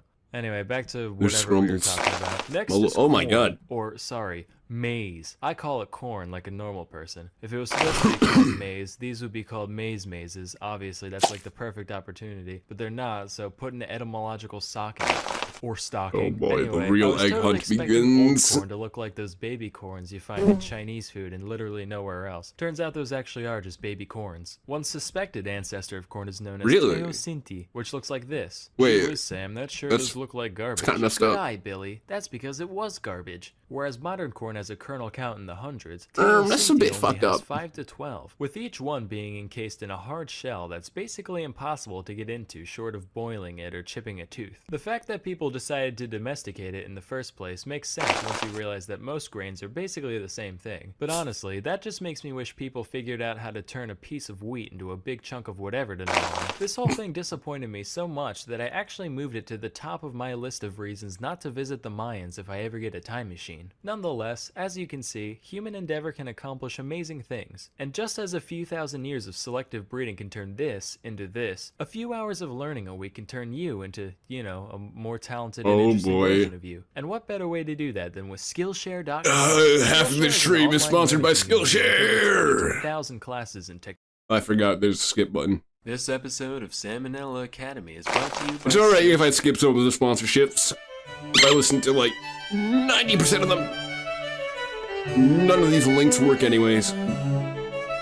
Hey kids, if you've been on Earth for any amount of time, you should know that this place is pretty wet and wild. With water just falling from the sky whenever it feels like it, it's no surprise that floods are among nature's most common means of wrecking humanity's hard work. However, not every flood has been made out of plain old H2O. Damn, I looked away and they Today, swarmed. we're going to talk about some of the few non-water liquid disasters that mankind has endured. We're one tick away 15th, from all our clovers 1919 maturing. was a That would be particularly warm really, day for really Boston, at around nice. 40 degrees Fahrenheit, well When I above see the freezing Shimmerfly seed, it's temperatures of the past not week. Men wore their impossible to hats a bake little less snugly, like the children golden huddled clover about or the the fire a big little less berry. closely, So we might and a actually be metal able tank to containing get some 2.3 decent million garden gallons of molasses growth going decided to here collapse. without Now, I know what you're thinking. spending Sam, I've 14 never even hours held on a molasses stream. Before. I didn't know there was 2.3 million gallons of it in the world. What was that much molasses doing in one place? Well, young grasshopper, as with most things, the answer is alcohol. As the cylinder came tumbling down, it unleashed a delicious brown tsunami that was 25 feet high at its peak. Also, forget everything you know about idioms, because the waves were recorded to have moved as fast as 35 miles per hour.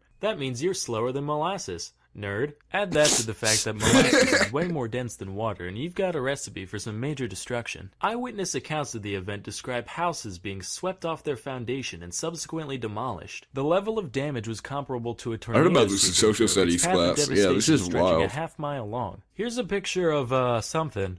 I can't tell what it was supposed to be. All I know is that molasses clearly does not play. That's not all, though. A truck was picked up and chucked into the harbor, a train car got knocked off its tracks, and a bunch of dogs and horses just straight up drowned. Oh, and some people, too. Jesus. Around 150 were injured and 21 were killed in the disaster. Talk about the sweet release of death, am I right? Ha ha. A couple of reasons these numbers were so high were that That's A, once wild. you're stuck in something that thick and sticky, you're kind of fucked unless 3 guys with a rope happen to show up. And B, the affected area was so large that 3 guys with a rope would have no way to get to you without getting trapped themselves. As a result, rescuers had to wait several days before the molasses either sufficiently drained out of an area or hardened up enough in the sun and the cold so that it could be walked on without sinking in. After the incident, cleanup was carried out primarily by blasting the streets with salt water, which That's took many weeks wild. and stained the the waters of the Boston Harbor brown for months. Naturally, all the rescue workers and cleanup crew ended up getting molasses all over them, which led to them getting the stuff all over payphones, subway cars, door handles, you name it. It's said that for decades afterwards, residents could still catch a whiff of molasses outside during the summer months, and Boston remains one of Forbes' top 10 stickiest places to this day. Our next tale Yo, that means that Boston smelled amazing in Dublin. for like a decade. If you didn't know, if you were born after that, but like a year after or so, your hometown was the best smelling town and you had no clue why.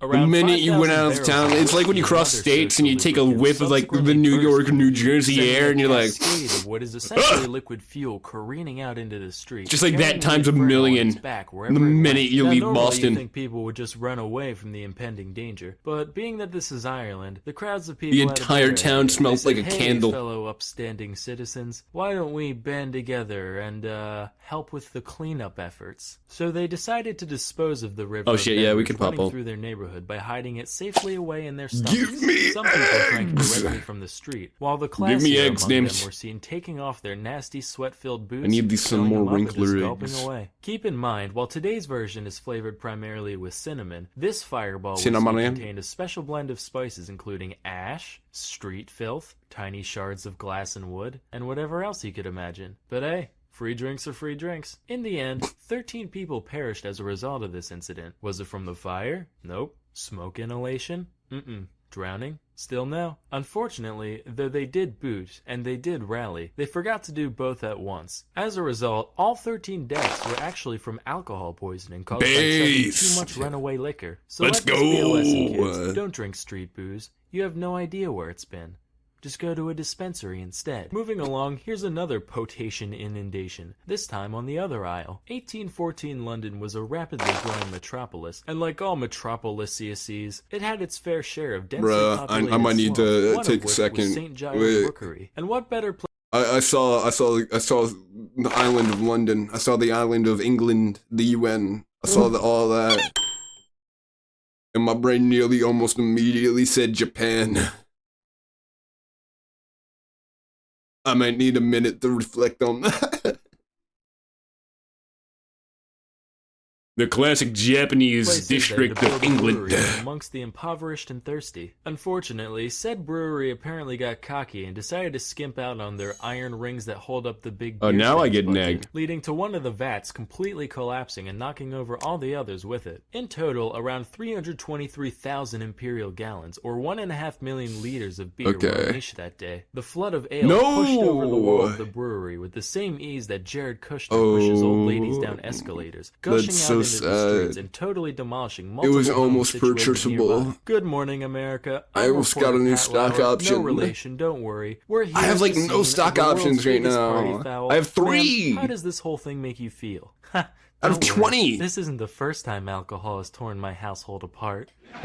Butter has it over In all 100. seriousness, my husband But I sell has at struck me on 150. multiple occasions. At least 8 people are known to have died Keep as an a eye on result of the Butter. incident, either from drowning or from having their house dropped on them. In spite of this, nobody was held responsible. Alright, there for we the go. disaster, with courts concluding that the So collapse that was an act 10%. of God. I wish people were Let's that see lenient here. with act of God clauses today, like, alright, here's your coffee, ma'am. Should be Whoops. roughly a 20% Jesus Christ, chance it to... burns! Yes. Oh wait, That and was then I can Jesus go to wood Christ who chips, did right? that. You motherfucker, my legs are fusing together. Hey, God works in mysterious ways. Maybe you were 5% too. So I hope the knowledge of these events will serve to Yeah, empower okay, you so in we're life we're going finding the forward. shimmerfly You find one seed, of your like friends this drowning in generation of molasses, Now plants. you'll say, don't worry, Unless I'll we get save you. In a couple incredibly days, butt if your fucking lucky, street is ever flooded butt with fucking hard liquor, unlucky. You'll say, oh boy, time to start chugging. In moderation, of course. But Butt why fucking stop lucky there is a when whole you learn other a lifetime scenario. of practical wisdom with This Skillshare.com? game does not give me that Skillshare is an option. online learning community with over 22,000 classes in technology, design, business, and more. Skillshare! Premium gives you unlimited access Share to your high-quality skills classes on online with so friends. you can improve your skills, unlock new opportunities, and do the work you love. But how's the History UI? can write some pretty insane stories, but hey, so can you. With these courses, you can make the next great American novel, or breathe new life into your erotic Sanjay and Craig fantasy. Boy, I love You ever I doodle on love the margins of your Skillshare. notebook during class? I know I do. I love Better way learning. to spice up your notes than with some classy botanical line drawings. No more Celtic knots made out of dicks for me, that's for sure. Join the millions of students already learning on Skillshare today with a special offer just for my viewers, where you can get 2 months of Skillshare for free. To sign up, go to skl.sh/sam03. Again, listen, go to skl. That's actually kind of a deal. Back when sponsorships were a bit of a deal. 2 months of unlimited access to over 22,000 classes. Did bro yell over me? Act now for this I didn't special offer. appreciate that. That was a bit aggressive. Until next time, I'm Sam and Noah, and thank you for watching. What you Tony, boy? This video is sponsored by Skillshare.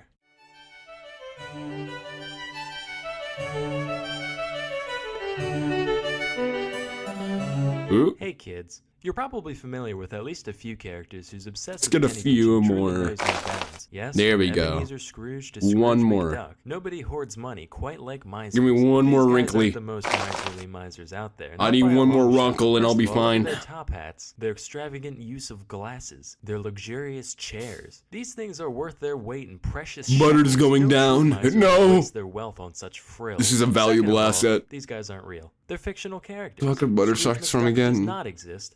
I don't care what CNN says. It's all liberal conspiracy bullshit. I mean, look at this article by the I think Huffington Butter is from Post. You mean to farms? tell me that this picture isn't photoshopped? Ridiculous. How much would You it? know who I don't was think I real? can upgrade my One farms right Daniel now. Dancer Yeah. of London, England. Born in Nor would it be 1716, advised. Daniel's father died at a young age, leaving behind a large agricultural estate for Daniel to oversee. When it was first inherited, the property brought in a few £100s a year, which doesn't sound like much today, but Dang given that nabbit. a general laborer could be expected to make around £19 per year in 1710, it's safe to say that Dancer could afford to live a fairly lavish lifestyle off his passive income alone. But Dan was like, you know, all this Alright, food and now clothing pop and on. stuff is alright, but you know what I really Yo, like? and there we Only are. money. Damn, we got What 3 is eggs that? off of that. Well, that's a complicated question, Daniel. Can currency Egg. really be said to Egg. have intrinsic value? Egg. Some economists believe that. TLDR, please. They cost £1. Jesus, that's a lot. I better start saving. Thus began one of the most we intentionally need 4 frugal more. lifestyles history has ever seen. Let me walk you through a few of I'm just Daniel's swarming. day habits. First Perfect. of all, soap? Don't even think about it. The closest thing to bathing that Daniel did was during the summer months when, once or twice a week, he'd wade into the nearby pond and scrub his face with a handful Chocolate- of sand. Say chocolate what you will, but when you lacked egg. the deodorization, There's you this certainly fire, made up then for you it feel the pain. exfoliation. Admittedly, all of London probably reeked to high hell back then, so while Daniel's smell might not put people off to his eccentricity, his clothes almost certainly did. On a good day, he'd be seen in one of his coats, which were homemade patchwork abominations of various garments that Dancer found on the streets and local dust heaps, looking like a walking dementia patient sewing circle. Similarly, all his Yo, shoes that's were kind of a either vibe though. That's kind of a out style. of other pairs of shoes he already owned, with the whole ensemble being barely I'm held sure if you together pulled with up on, haphazardly like, tied bands made of the hay grown on his The Hollywood In fact, Road, a lot of the time, he all the ditched them all close stars, altogether and just wear dressed the up like hay. that. To his credit, in his youth, Daniel You might get was your known photo to purchase taken. a whole 2 shirts per year as his clothing expense. But one day he looked in the mirror and said, "Daniel, you're bleeding funds like a stuck pig. It's time to grow up and get your act together," and cut his budget to only 1 shirt per year. One of the few Safe. people that Daniel associated with regularly was his sister, whom he lived with. Believe it or not, she shared in a lot of Daniel's tight-fisted habits, and it definitely showed. She was described as, quote, There's chocolate having at the more bottom of my appearance cookie of a right now. walking dunghill than But really real just like an buffet sex. all-around, Couldn't have said it better all-encompassing myself, suckle. honestly. Dancer prepared all of his food for the upcoming week ahead of time, consisting of only More evenly 14 hard spread. dumplings and 3 pounds of beef stretched out over the entire 7-day period. Every day, Oh, shit. he'd eat only a single meal that was basically equivalent to 2 wads of dried out dough and 1.5 quarter-pounder patties from McDonald's. He kept this habit up for years without fail, except for one time when he Damn. stumbled upon a fully intact, Alright. rotting sheep carcass during his daily stroll. We almost got that He was like, Shimmerfly. "Good Lord, this is just Then after the destiny. Shimmerfly, I Who would leave a believe perfectly good pile we can of get arguably a edible meat and organs just queen sitting bee? around like this. So he dragged Yeah, the queen thing bee, home then and juicy made queen him and his bee. sister I'm a not going nice to big pile of attempt spoiled mutton juicy pies, queen which bee they subsisted off of at for all several right now. weeks. That's a real life hack right there. But Please it's nice to have it as an refrigerate option. rancid, am I right? Despite Daniel's rabid fear of any unnecessary spending, he did own a dog named Bob that he was quite fond of. At this point, I'm almost certain that Dancer just decided to base his entire life off of linoleum by no effects, which is pretty incredible considering linoleum wasn't even invented for another 100 years. Anyway, though, one day, Daniel's neighbor came to complain about how Bob had been harassed. We got more suckling. So Daniel said, "Don't worry, boy, I ain't gonna kill you, but we don't want a lawsuit on our hands, do we?" "No, we don't. What would we do if a lawyer came around here, huh?" That's right, and make his children watch, yeah. So he decided to take the dog to the local farrier, which is basically a blacksmith that specializes in horseshoes and the like. Hey, could you make my dog, like, not have teeth anymore? What kind of business you think I'm running here, boy? Come on, man, you file down horses' hooves for a living. Teeth are just tiny mouth hooves. That's close. Sorry, buddy, but close only counts in horseshoes and hand grenades. Well, got me there. Say, what's a hand grenade? None of my sources say what happened to the dog after his untimely nubbening, but I do know Dan never got sued, so I guess the operation was a success. Daniel's sister passed away in 1766, leaving him so distraught that he actually... Isn't there like a TLC show about that right now? And by that I mean he bought or that went on rather recently about guys that just like cannot spend a cent for the life of them. Friend that Dancer had was a woman known as Lady Tempest. And it goes absolutely wild, like they're reusing the same piss jugs and everything. Get this, a 1 shilling hat. This was I've been eating this onion one layer at a time for 75 years. I'm not. You don't. Meow. You. Christ, what did I clock in on here? He was still wearing his old disgusting hat. When questioned about the one he bought, he goes, "Oh yeah, that frilly old thing. Sold it for a 6p profit. Super easy too." Yo, massive. Hat flipping is gonna be the cool new thing pretty soon. Lo and behold, that's big. 50 years later, he was wrong. I have no clue what you're talking about. That kid is going far. Old age of 78, which seems I'm sure that kid is like 10 years older than me now. Look at an old video. Total isolation from other people made up for that when it came to preventing illness. Though he never ended up shelling out any of the massive hoard of wealth that he accumulated over this time. Yo, egg. By the time he passed away, Daniel's estate was now pulling in about £3,000 I do think net revenue. the Easter egg hunt is possibly one of the more annoying seasonal grinds they give you. Well, it's good to save money. Like everything else you can just kind of get with reindeers or clicking on golden cookies and blah blah blah blah blah. But for Easter they give you 20 eggs, all with a random 1% chance of being activated. Knowledge. Per every wrinkler cookie Skillshare is an online learning event with over essentially happening. Classes in technology, design, business, and more. Premium membership gives you unlimited access to high-quality classes on must-know topics so you can improve your skills, unlock new opportunities, and do the work you love. Want to learn how to budget your life without turning into a filthy carcass-eating loner? Try the Core 4 of personal finance. You'll learn all the money management skills that really should be taught in school but aren't in no time. If you're looking for something a little more ambitious, it's never too early. Another thought I'd be happy to see you lucky. With some of these classes, you can I really hate these bad cookies. Had that one night into evil cookies. The cookies. millions of students already learning on Skillshare today. Red with a special ones. offer just for my viewers, where you can get 2 months of Skillshare for just 99 cents. Oh shit, they're talking about sharing your skill! Samo4. Oh Again, shit, I'm gonna share so many skills with the world. Like I'm capable of thinking dimensionally. Unlimited access to over 23,000 classes for less than $1, technically. Act now for this special offer and start learning today. Till next time, I'm Sam Manella, and thank you for watching. Got a little bit of a shawarma going on here.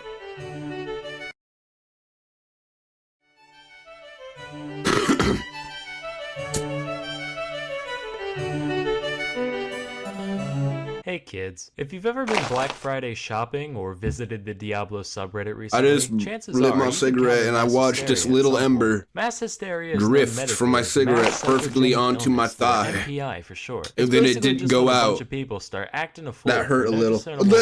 I wasn't expecting that. Environment. Being that this sort of thing is naturally stay careful, people. These streets ain't safe. Documented cases found all throughout history. Let's take a look at a few. This first one is what made me make this video in the first place. So one day, sometime in the Middle Ages, a group of nuns in a French convent were enjoying a quiet, uneventful day, until one of them decided to start meowing. You know, like a cat. Hell yeah. This would last all of 4 seconds before another nun was like, "Excuse me, meowing Gertrude, cat nuns. Would you kindly cut the shit?" But instead, another nun joined in. This entire nunnery, like, basically the entire predicted nunnery Japan. was exchanging mouths like a group of communist trading card enthusiasts. This wasn't just a one-time thing either. It basically became integrated into their way of life. It said that on a given day, they would stand there meowing in each other's faces for hours at a time. A Could you group of imagine being holy the first cat outsider girls. to witness this? You might laugh now, but as they say, everybody gangsta Oiled till up? the nuns start meowing. Pop all normal? I'd void my bowels and move to Malaysia Okay, without that even did me thinking. shit. Miles more terrifying than this pile of garbage. As you can imagine, though, after a while it stopped being I'm just scary gonna and put just on got the Elder annoying, Pledge. leading to the neighbors Not a calling big in a fan of band the of Red soldiers Cook. to deal with the situation. Hey guys, can we talk to you for a sec about Yeah, that. All due respect, but we have orders to literally beat the hell out of you with whips till you start acting like people again. Sorry, sir. It's just force of habit. Haha, habit. Seriously though, we would rather go to hell for throttling a gaggle of nuns than put up with another minute of your bullshit, caprese? Our next event took place in the parish of Fatima, Portugal in the year 1917. It all started with 3 shepherd children, ages 10, 9, and 7. Alright, yeah, everything's fully They were like, grown. greetings, fellow Portugueseites. We got 10 plots with a 5% chance every tick. Tell you that some real crazy So shit's I ain't gonna no go down in the statistician, sky on October but that 16th. sounds like a coin Now, flip. 3 random farm children Every 5 started minutes? spouting out I like the prophecies to the mods. public today. And how many Say, flips do we got? What tomfoolery. Go play in some dirt, you dirty little dirt 13. baby. But keep in Alright. mind, the past is a different So it's country. like pretty likely we get in And Shimmerfly. Portugal's a different country. So that's like different country squared you gotta think about. Plus this was during World War I, a time where a lot of people were holding out for a miracle to begin with. Wait, So the economy's kid's story popping was off as actually well? picked up and even spread by local newspapers. Nothing To is the point viable, where when but the all day my finally options came, are up at least there? 30,000 people gathered in Fatima to witness the alleged miracle. Lo and behold, on that day, the sun began zooming around, careening towards Earth and sending Okay. rays of multicolored light cascading across the sky. So salt is creating a light show skyrocketing. like We might be nobody's able to ever make some seen. money on Keep in salt mind, right This now. happened in the 20th century, way The after salt the trade. era where belief in divine jiggery and or pokery was considered mandatory. So naturally, there were plenty of skeptics and non-believers present, and even they saw it all happen. Or so they thought. How do we know the sun didn't really whiz around haphazardly that day, Well, number 1, use your frickin' brain. And number 2, accounts differed wildly from person to person. While some say the sun zigged hither, others say it zagged thither, and others still said it shined a brilliant yellow and stayed perfectly still. As such, it was eventually concluded that the event was just a combination of MPI and weird eye stuff from too much sun staring. Although I'd like to believe it was real, just that Jesus' illusion skill was way higher than his alteration at the time. Yep, that's it. Sam's going to hell. Why, for blasphemy? Trust me, that was the least offensive part of that joke. Our next tale took place in Yeah, that was some nerd shit right there. which was basically just the That was like some hyper nerd shit, and I'm listening to the nerd shit right now. Independence from Britain the previous year, and with the future so uncertain, tensions were naturally running high. As soon as someone makes a D&D reference, I'm like, alright. In school, ended up handling the You're a stress in a bit of nerd. an unusual way, rather than overeating or. I think I just staring at the imagine ceiling nerd for emoji hours like a normal person, glasses she getting just pushed up. Started laughing and laughing and laughing. Nothing's Pretty wrong with soon, D&D. her classmates at the all-girls school. Nothing's she wrong with began being a to join nerd. in, to the point where 95 of But the if you play D&D, 159 you are a students nerd. called the Giggles, which lasted anywhere from a few hours to 16 days straight. Beyond just the unprovoked cackling, other odd behavior included aimless running and occasional violence. The problem got so severe that the school was forced to close down temporarily, leading to the chortlers roaming the streets, spreading the affliction further. Thousands of people from all strata came to be affected, with 13 additional schools being shut down in the progress. Over the course of the hysteria, several other there we symptoms go. began to present themselves as well, ranging from obvious ones such as breathing problems, fainting, random screaming, to more anomalous things like rashes. Despite all this, no physical cause could be found, leaving MPI as the only explanation. The epidemic finally died down after between 6 and 18 months. Oh, is this a mass hysteria moment? While this whole thing Yeah. likely sucked for most people involved, it probably could have been worse. A lot of the time, when Mass I'm hysteria alone, is I'll think to wild, myself, man. I wish- if I ever go I for wish a we had trip, more I want mass one of the hysteria, laughy ones, not one of like, the screamy ones. In person nowadays. Now all the mass hysteria is like going on online. It was just depressing. It's always depressing ass shit. Or like the worst shit possible. A woman And like you never just have like you never hear a story about an entire town just like all without music, breaking- of course. Her only breaking breaks into consisted of dance. occasional food intake and passing out and from laughing and exhaustion. cackling and meowing If you anymore. saw that today, you'd just be like, "Ha, drugs." But apparently, people found it pretty inspiring because within a week, 34 others had joined in, and after a month, there were around 400. This wasn't your casual bobbing up and down neither. This shit made Zumba look like Tai Chi. Here's the best modern day simulation I could find.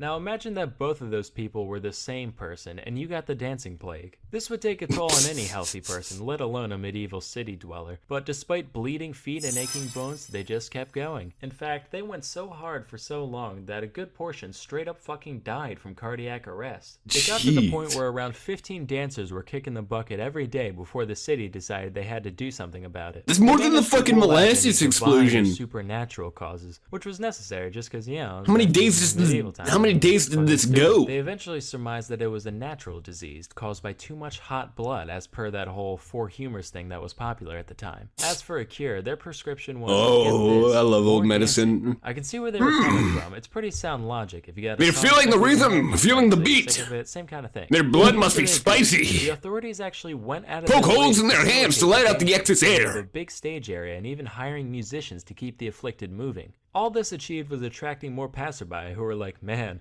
mass psychogenic illness looks frickin' epic, let's get in on that, causing the contagion to become even more widespread.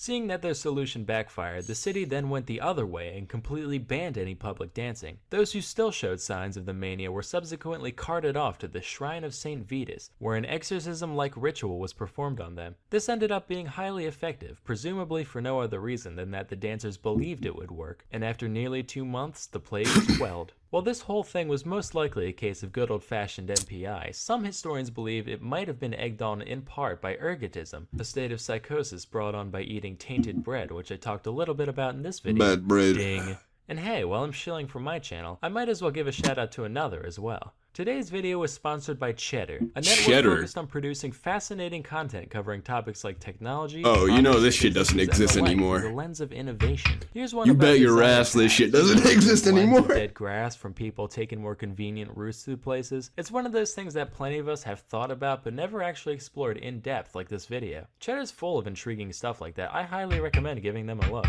If you're more science oriented, they still got you covered with their Cheddar Explorer series. This one's all about how we can be sure if a species is really extinct or not. They talk a bit about animals. This is an actual channel. Appeared out of nowhere. Super interesting. Wait, so did they get sponsored by a YouTube channel? Next time, I'm Salmonella, and thank you for watching. I'm so confused.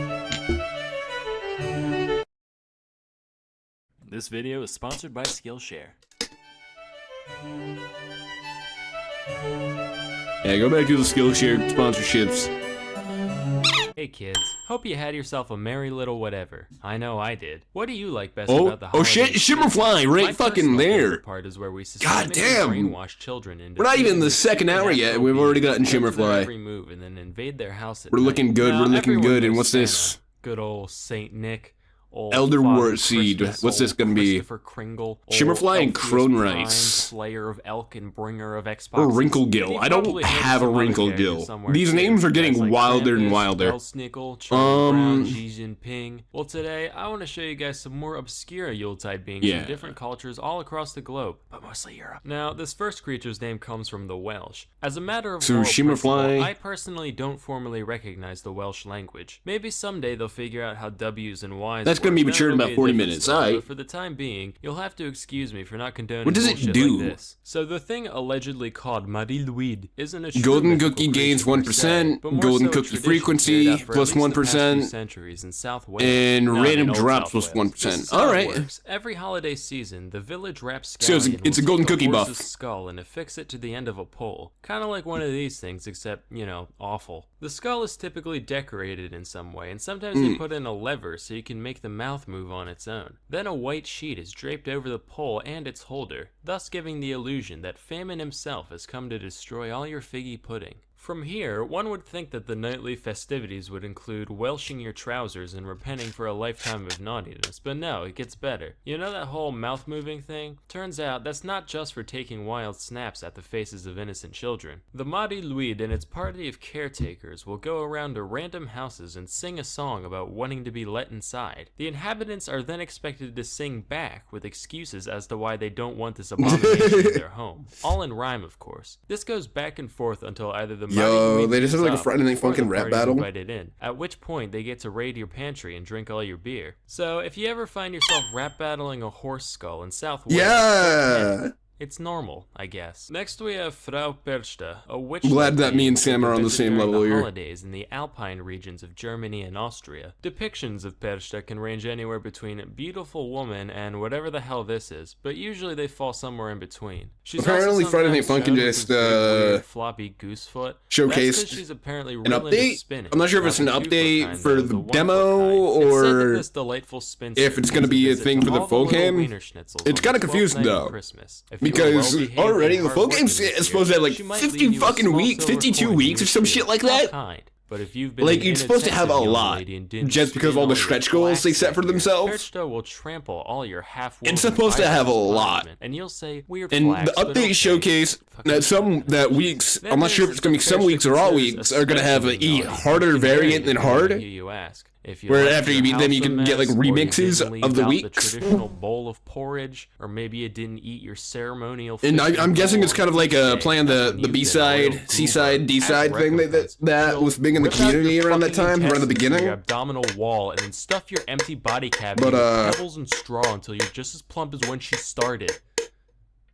So, you know, you win some, you lose some. Nobody knows what she does with your freshly. I think it's definitely fucking bold. But being that I think it's really bold, and has an obsession with considering the fact that they don't like. No discussion. They haven't really showcased any of the other characters. Without taking a look at Iceland, between the centuries of isolation and the volcanic. And I really would not want, if it's 52 weeks, I kind of would like for most of the weeks to be original in writing as well. 4% of Icelandic citizens said they as per the idea of the first game. Just so we're all clear. In 1998, I don't mind combination of the characters, like in week 3, week 4, said they Christmas week. In elves, and a very large portion probably still does today. As such, the cast of characters. Oh shit, we got 2 shimmer flies, yo! There is naturally quite diverse. The main lineup consists of the family pictured here. We can just switch back to the fertilizer now. We got our shimmer flies. Lady named Grilla. Grilla just fucking eats kids. That's it. She's said to prefer the naughty ones, but as long as it's small and made out of kid, she's game. Then you got her husband, Le Palu, who lives with her. So salt is plateauing, or nutstock is also plateauing, there's no soot in your and butter's been kind of confused with a pickled herring. For a minute now. He'll scoop up the ash and dump it in your bed. Vanilla is currently the cheapest, but not that cheap at the same time. Our lowest costing stock right now was $71. I'm trying to buy under 10. Pretty hypocritical considering it walks around naked all the time. So damn, how much am I worth? If you got new clothes, then good for you. Yeah, used stock is almost 200 right now. That's wild. Can you guess what he does? You want to take a wild stab? Yeah, that's exactly right. He fucking eats you. Children, adults, doesn't matter. He'll even vor your dog. He doesn't care. Finally, you got the best of the bunch, the 13 Yule lads. Each of them I love the Yule lads. Leading up to Christmas. They're kind of like the 7 dwarves, but whereas those guys there's so much more interesting lore with Yule time the only real goal of the Yule than Christmas. Harass and inconvenience. Christmas, we just got this fat white guy that comes down our chimney and just I'm gonna go through like puts boxes, gives us Xboxes now. I'm not even gonna try to say the Icelandic name. It used to be like wooden toys, but now they're giving us like fucking PlayStations and shit. First, you got Sheepcoat Claude, but when you look at the Yule time lore, but he's easy yeah, Krampus, you got the Yule lads, you got little gnomes and shit. Who hides in yeah, how could you hate Gollygawk? There's Stubby. He's real short. He eats the leftover crust out of pie pans. This one's called Spoon Licker. He licks spoons. He's also incredibly thin on account of malnutrition for some reason. There's Pot Scraper, he scrapes pots, and Bowl Licker, who's like Spoon Licker. The key difference here being that he licks bowls. You got Door Slammer, who slams doors in the middle of the night. And then Skier Gobbler, who gobbles up all your skier, which is like a Nordic yogurt type thing. Whoa, who's that up in the rafters? It's Sausage Swiper, of course. Oh shit. Swipe your sausages. And who's that in the Shout out to my boy Sausage Swiper. Peeper. Look at him peep. These names are awesome. Doorway Sniffer, who sniffs your doorway with his giant freakish nose to seek out bread. There's Meat Hook, he steals your meat with a hook. And finally, Candle Stealer, who fucking, you get the picture. So, if you know some kids who just won't behave, maybe it's time to take a page out of Iceland's book come next holiday season. Now remember, your friend dressed up as Grilla doesn't have to actually eat the kids. Just bite them a couple times, that'll be enough. Anyway, with New Year's right around the corner, it's not time to make our New Year's resolutions. While you may spend New Year's Eve getting hella turned, why not spend New Year's Day getting hella learned? You can do just that with Skillshare.org. Skillshare is an online learning community with over 25,000 classes. Okay. Thanks to Dashlane for sponsoring I'm skipping like this video. every 3 Skillshare ads because there's a lot of Skillshare ads here. And I don't think any of these links still work. I'm pretty sure all these links are dead. Kids, whether These you're videos a are 5 years young old. lad down by the swimming hole or a grizzled crime scene investigator, everybody's got some interest in dead bodies. Yes, from Weekend at Bernie's to Weekend at Bernie's 2 to Weekend at Bernie's 3 Revelations, stories about wayward corpses have certainly carved their niche in today's media. So, I thought I'd spin a few yarns about some real-life people who were kept out far past their expiration date. Our first tale follows one Elmer McCurdy. He was an outlaw during the twilight days of the Wild West. Thanks to his former life as a miner, McCurdy acted as the demolitions expert to his little posse, using nitroglycerin basically anytime he had the faintest excuse to do so. Except, he was kind of a moron, so it didn't usually go quite as planned. Gotta say, after peanut butter and chocolate, my favorite combination of two things is probably gross incompetence and high explosives. Example, in March of 1911, McCurdy's band of rabble-rousers found out that $4,000 were in a safe in an approaching train. Oh, salt's They going managed back up. to stop the entire locomotive. I don't even know how you do that. Break in, hold everyone on board hostage, and locate the safe. McCurdy steps up to play, right? Gotta blast the thing open. Oh Except boy, I guess Dragon the excitement Service. kind of got to him because he ended up using like way too much nitroglycerin, Promising like fate. inordinate amounts. Ended up Quick completely frenzy. destroying the safe and its contents, and what few silver coins they made out with were literally melted to the frame of the safe and had to be peeled off. Anyway, he died in a shootout with police later that year, and the undertaker at the funeral home he was sent to couldn't find any next of kin on account of McCurdy being a rambling low-life varmint, so he just embalmed the hell out of him and said, "Hey boys and girls,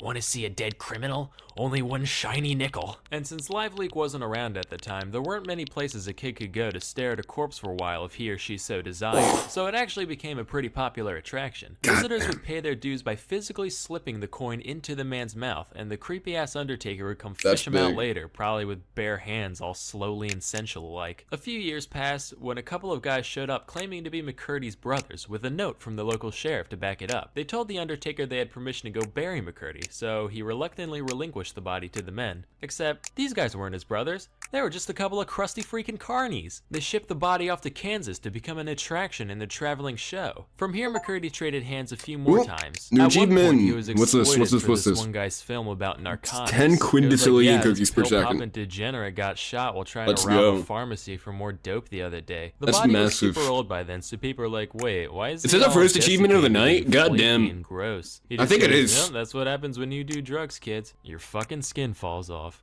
Stay above the influence. We're getting At really some close point to in his 100 journey, he achievements ended up left, getting and a lot of covered in the wax and achievements I've paint skipped till out his oil on was rotty before are ending kind up of, in a warehouse in hands-on.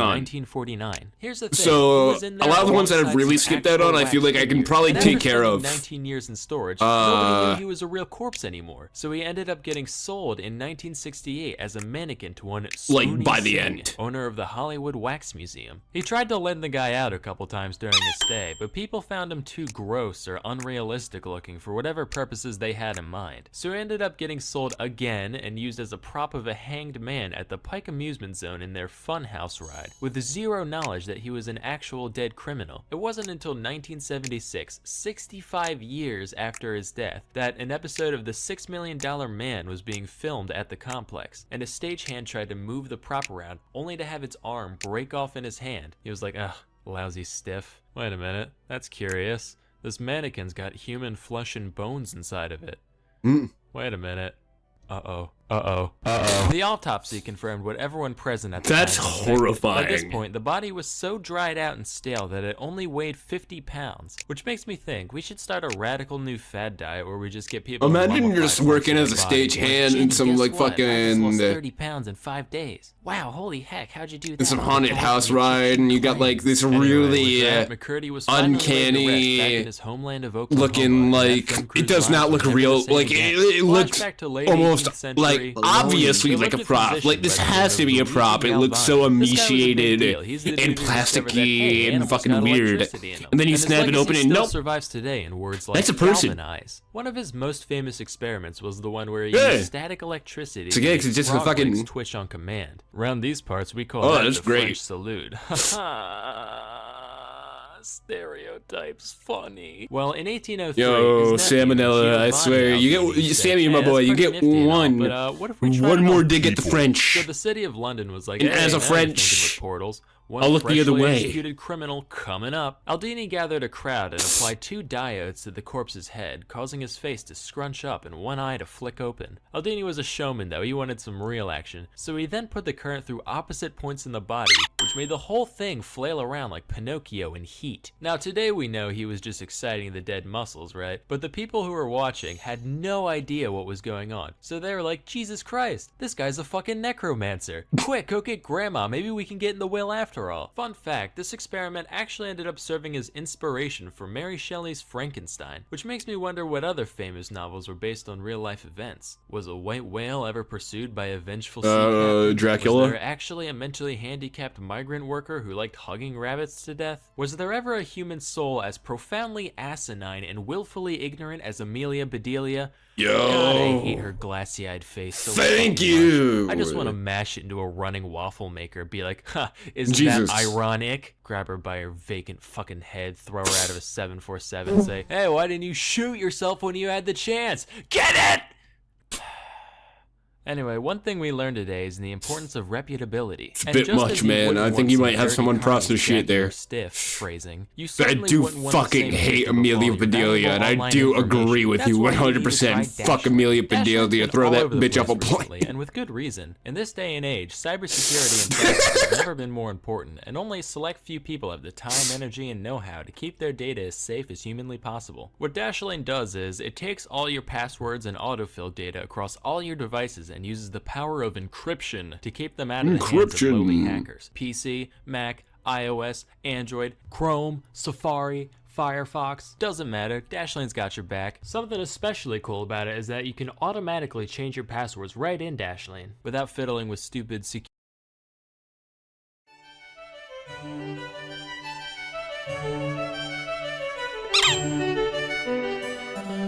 Hey kids, time to talk about more cases of stiff lifting from the days of yore. If you haven't seen part 1 yet, go check it out. Or don't. I'm a YouTuber, not a cop, unfortunately. This first tale doesn't feature an entire dead body, but I still found it interesting enough to talk about. So one day in 2012, a priest was riding a train out of Italy when his bag got stolen by a trio of thieves. Inside the bag was whatever normal personal possessions the guy happened to own, as well as a small vial containing the blood of none other than Pope John Paul II. So this begs the question, why did the priest have Pope blood in his bag? Well, an important way that the Catholic Church honors saints and other venerated individuals is the keeping of relics. These relics are ranked in terms of how close they were to the person at hand. You got something that's tangentially related to a saint in any way, that's everything's worth too much for having a market crash. Personal possession of a saint, it's oh second boy, class. this could And really as for shake things up. first-class relics, those typically consist of literal body I'm parts just and or hoping fluids of a holy figure. that my Now, for you options youngsters aren't out hit there, too in hard. 1981, the Pope got shot 4 times by some fascist having a bad day. People are like, holy shit, it's a As you can Popicide. see, all Is that these even a little word? panels Oh, here, no, they show I'm red okay.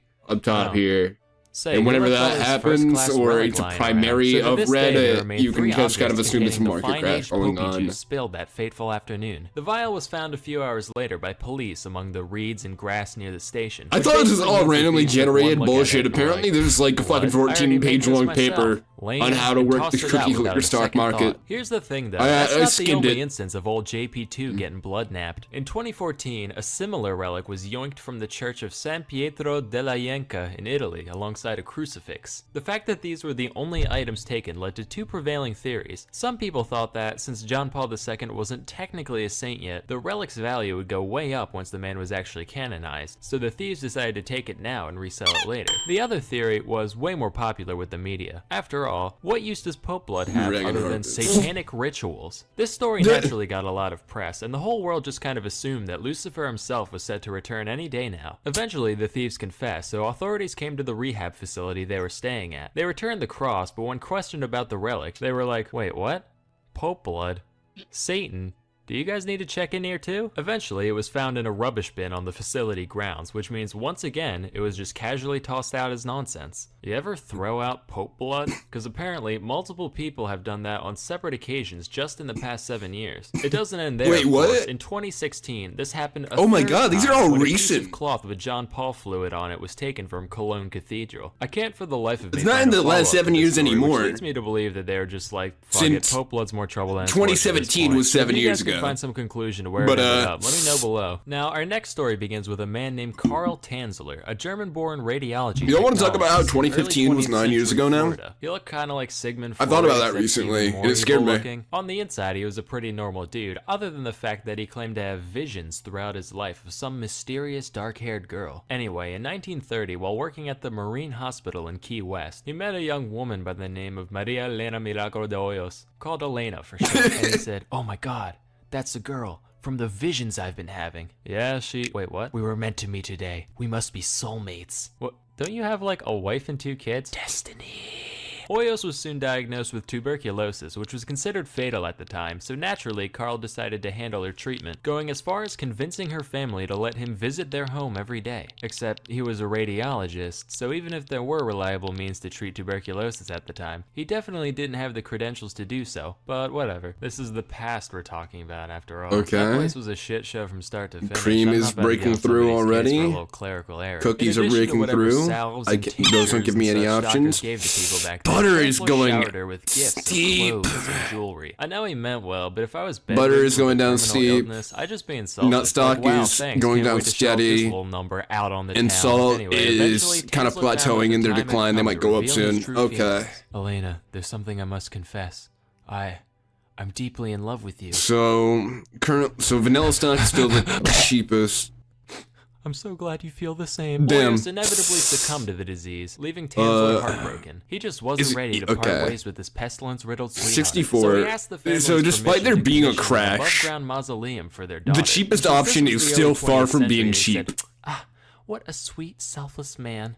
It's I'm not sure very he'd never lucky. do this We're just so gonna he could have to commit hope crimes that a against lot of nature. these go Then he down was with like, it. "Oh, yeah, by Publicists, the way, could I have some of her I hair mean, too? subsidiaries Sure, kind stranger. Here's a bag of might her be a hair big we one. just had lying around for some fucking these reason." bottom 4 Again, can go no upwards red of flags here. He went $200. to visit her So dwelling nearly every holding night on to for 2 those. years. Then finally These would one be day he real said, nice. "You know what, kid? You're all right. Say, how's about we ditch this musty old mausoleum and go back to my place?"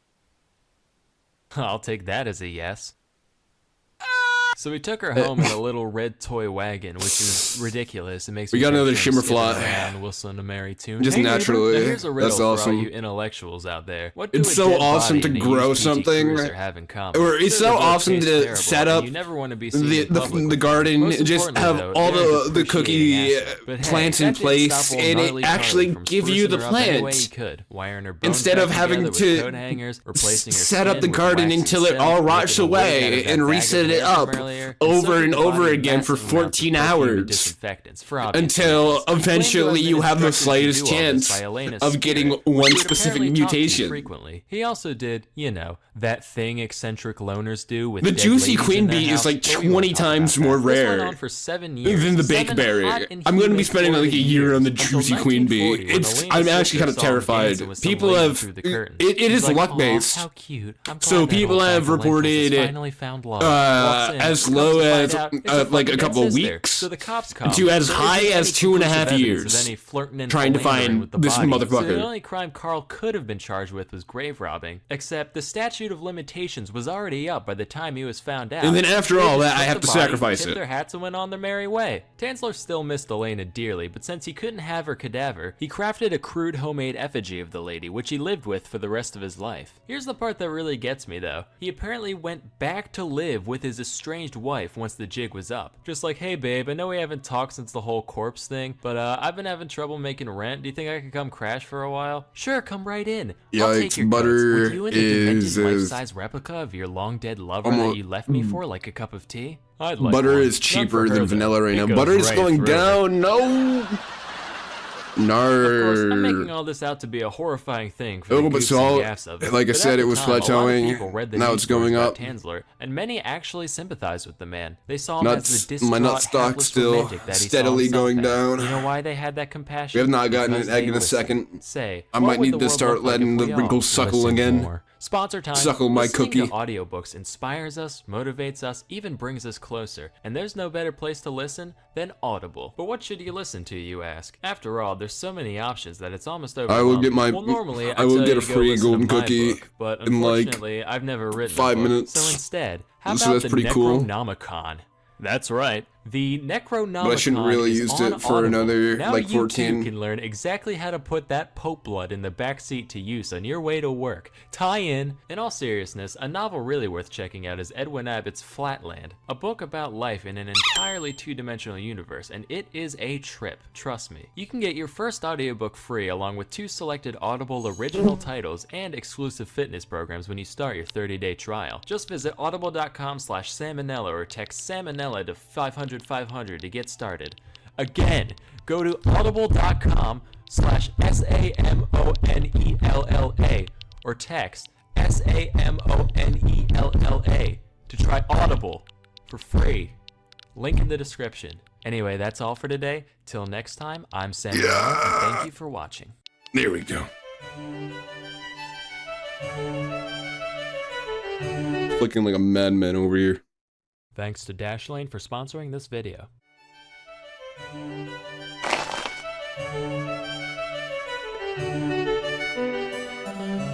Hey kids, the human spirit is a very powerful thing. With the right temperament, it can allow us to survive things you wouldn't believe. However, some people are stronger than others. For example, I've never so much as broken a bone in my life. Haven't been hospitalized since that first time 20 years ago. So I'm like 90% certain if I'm ever forced to dance with death, my soul's pussying out to the great beyond first thing. On the other end of the spectrum, you got guys like Phineas Gage. Gage was a 25-year-old railroad worker in mid-19th century Vermont. He and his crew were busy gang blasting rock to prepare the roadbed for a newly planned route. This involves a big hole being drilled into the ground, filled with gunpowder, and packed down using a tamping iron. Well, being the gentleman and scholar that he is, Gage decides to lean forward and look directly into the hole, right? Now, the first rule of gun safety is to never look down the front of a gun. Everyone knows that. Gage basically just turned the earth into a gun and decided to put his head right in front of its gaping barrel, and wouldn't you know it, the powder goes off. The tamping iron shoots up into his cheek, moseys right on through his frickin' brain, and goes soaring out the other side, landing 80 feet away, all smeared with blood and thought juice. Now, by and large, Gage should have dropped dead immediately and been thrown into a ravine for his blatant disregard for OSHA regulations, and that would have been the end of it. But I guess Shiva Gautama Christ-chan, the one true god, decided Gage still had unfinished business down here on Shit Outta Luck 3, because after a few minutes of twitching on the ground, he got up, looked around, and thought, well, now's a good time as any for my yearly checkup. According to the doctor he went to, while Gage was retelling the story of what happened, he suddenly started vomiting all over the place, the effort of which, and I quote, pushed out about half a teacupful of the brain, which fell upon the floor. He didn't say what they did with it after. I'm picturing his dog just running over and immediately scarfing it down, then being plagued with the memories of a human railroad worker for the rest of his life. In the months following, Gage made a near complete recovery, physically anyway. He did lose a bit of his mind, which caused him to lose his mind a bit. Whereas Gage was once an upstanding, hardworking citizen, his untimely brain blast transformed him into an angry, incoherent drunkard, mumbling, quote, the That's grossest wild. profanity whenever he did That makes you squirm, little man. to no regard for human life whatsoever. Naturally, he was fired from his job at the railroad, so Gage ended up wandering the earth, earning money any way he could. For a Okay, while, if he we hung can out just at get a couple more Barnard's sucklers, that'd be American great. Museum in New York City, basically making an exhibit of himself, standing there with the tamping iron like, hi, this went through my brain. Bye! He later had a stint as a farmhand in California and a stagecoach driver in Chile, which I don't know who let the guy with severe brain trauma and no depth perception drive a vehicle, but whatever. Over time, he actually became a lot more functional until finally, 10 years later, when his brain remembered, oh yeah, I shouldn't exist, leading to Gage having a bunch of seizures and dying at age 36. A similar story happened to one Ron Hunt in 2003. He was an 10 American years construction later. worker who was drilling a hole. Imagine living a decade without fucking using like give way, leading to Hunt landing 30% of your brain. 1.5-inch auger drill bit. The drill went straight through his left eye and out the back of his skull. To give you a reference of what 1.5 inches of drill looks like, here's the actual x-ray that doctors took when Hunt arrived at the hospital. Miraculously, the drill ended up just kind of pushing his brain out of the way, leading to no cognitive impairment whatsoever. Matter of fact, Hunt was perfectly lucid while the doctors tried to figure out the best way to take the thing out of his head. Initially, they considered cutting it out, but that would have been too messy. So eventually they decided to literally just unscrew it from his head, like, alright, hold him still now. Oh, you fucking MILF. Lefty Lucy. Does that mean the top or the bottom? What? It's a rotating circle. And, okay, you hold on for 1 sec. Look, one way the top goes left, one way the bottom. So which? Clearly the one on top. Why? Tell me why. Why clearly? Same reason north is up on the map. It's just common practice. Alright, well, sorry for not subscribing to your Eurocentric propaganda, Dan, you soggy cunt. Anyway, what were we doing? If you think Hunt was just a little too lucky with his incident, don't worry. According to Snopes, he was self-employed and didn't have insurance, so while the accident didn't ruin his life, you can sleep easy knowing that hundreds of thousands of dollars of medical bills and rehabilitation costs probably did. Our next tale revolves around Greg Rasmussen, a British-born animal conservationist who was studying wildlife in Zimbabwe. One day, he got reports of a highly endangered rhino being spotted in the area, so Greg took to the skies in a single-passenger plane to track the beast. Fate was looking down at Greg that day, and after a moment, it said, "No, rhino must die." And a huge gust of wind came out of nowhere, sending Greg into a tailspin, crash landing right in the middle of the untamed African bush. When Greg woke up, he found that his legs looked like used up tubes of toothpaste, so he was essentially trapped right where he was. Arguably worse than that was the fact that Greg was dehydrated before he even took off, hoping to get water at his destination. And just when things looked like they couldn't get any worse, they got worse. A group of elephants showed up and started harassing and straight up stampeding at Greg. With no other option, he starts banging on the wreckage as hard as he could. The elephants went, "Ha!" and decided to leave him alone. He was also approached by a pack of hyenas and actual flies are. Oh. But fortunately, animals are all morons. Is that mature? So the same trick worked on them. That is. Greg spent an entire day and night We got it. wreckage, fighting off We got it, boys. Dehydration and extreme temperatures before finally being rescued the next morning. So Shimmerfly and Kronreis. Kronreis does not have that long of a lifespan, does it? No, it does. Oh my god, no, that's shorter, which is probably for the best. Okay. Rather than just stick the keys to the plane on top of the fridge, so he never has another incident like this. And again. Shimmerfly has the story. Us humans are resilient. a low amount of anything in our power to maturation. survive. And just as Greg Rasmussen banged on his destroyed plane to ward off predators in Zimbabwe, So this is gonna bang on be your fun. keyboard right now to ward off predators online with Dashlane. In this day and age, cybersecurity and Like, privacy literally, have I never should been just more harvest important, all and only a select few and get people have right to the time, next energy, and one. know-how to keep their data as safe as humanly possible. With Dashlane, you can take all your passwords and autofill data across all your devices and use the power of encryption to keep them out of the hands of lowly hackers. PC, Mac, iOS,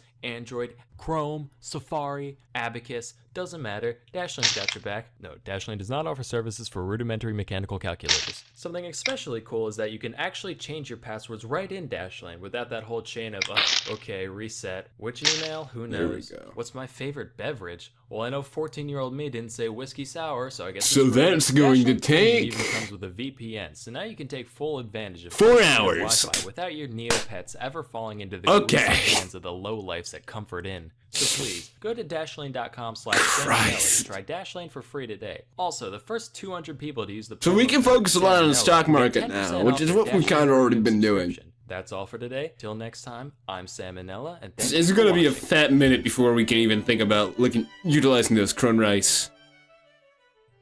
Gage was a 25-year-old railroad worker.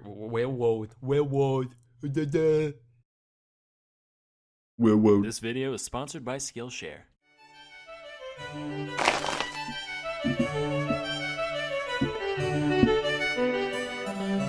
Hey kids, time to alienate 23.9% of the United States from my potential audience, cause today, we're talking popes. Now don't get me wrong, the modern papacy is a great thing. Just a genuinely virtuous man being elected to govern and set an example for Christians everywhere, that's awesome. But back in the day, not so. Clot. See, in the Middle Ages, the church was one of the play this greatest game for powers the in clot, the Western baby. world, having massive influence over monarchs and laymen alike. And as we know, with great power comes great tomfoolery. Here's some of the less wholesome Oh, I popes found that an egg. history has to offer. Pope Stephen VI assumed the pontificate in May of 896, during a time That's of big. great instability for the We need papacy, 2 where more, rulers and then I can and leave families this of all different cursed shapes and sizes fucking were vying for Easter influence over the world, Catholic and I Church. can actually As such, play more of the successive game. popes from this period often had I different can go on ideas to other. about how I can things go on should be run. to Stephen, for example, didn't much care for Pope Formosus, the guy other before last. seasonal Why? events, and we It's can play those mini complicated. Even if I games. could wrap my head around all this, it'd probably be boring as hell. So just take it on good faith that Steve had a lot of beef with Formosus. So much beef, or as we call it, papal bull, that Stephen couldn't even be happy. If the way I describe this game makes it sound like it's massive, it's probably because it just genuinely kind of dressed is. up in pope clothes, sat down on a throne, and literally put This on game trial came out, with a I deacon believe, in appointed to give all his 2012, responses and for him. has So you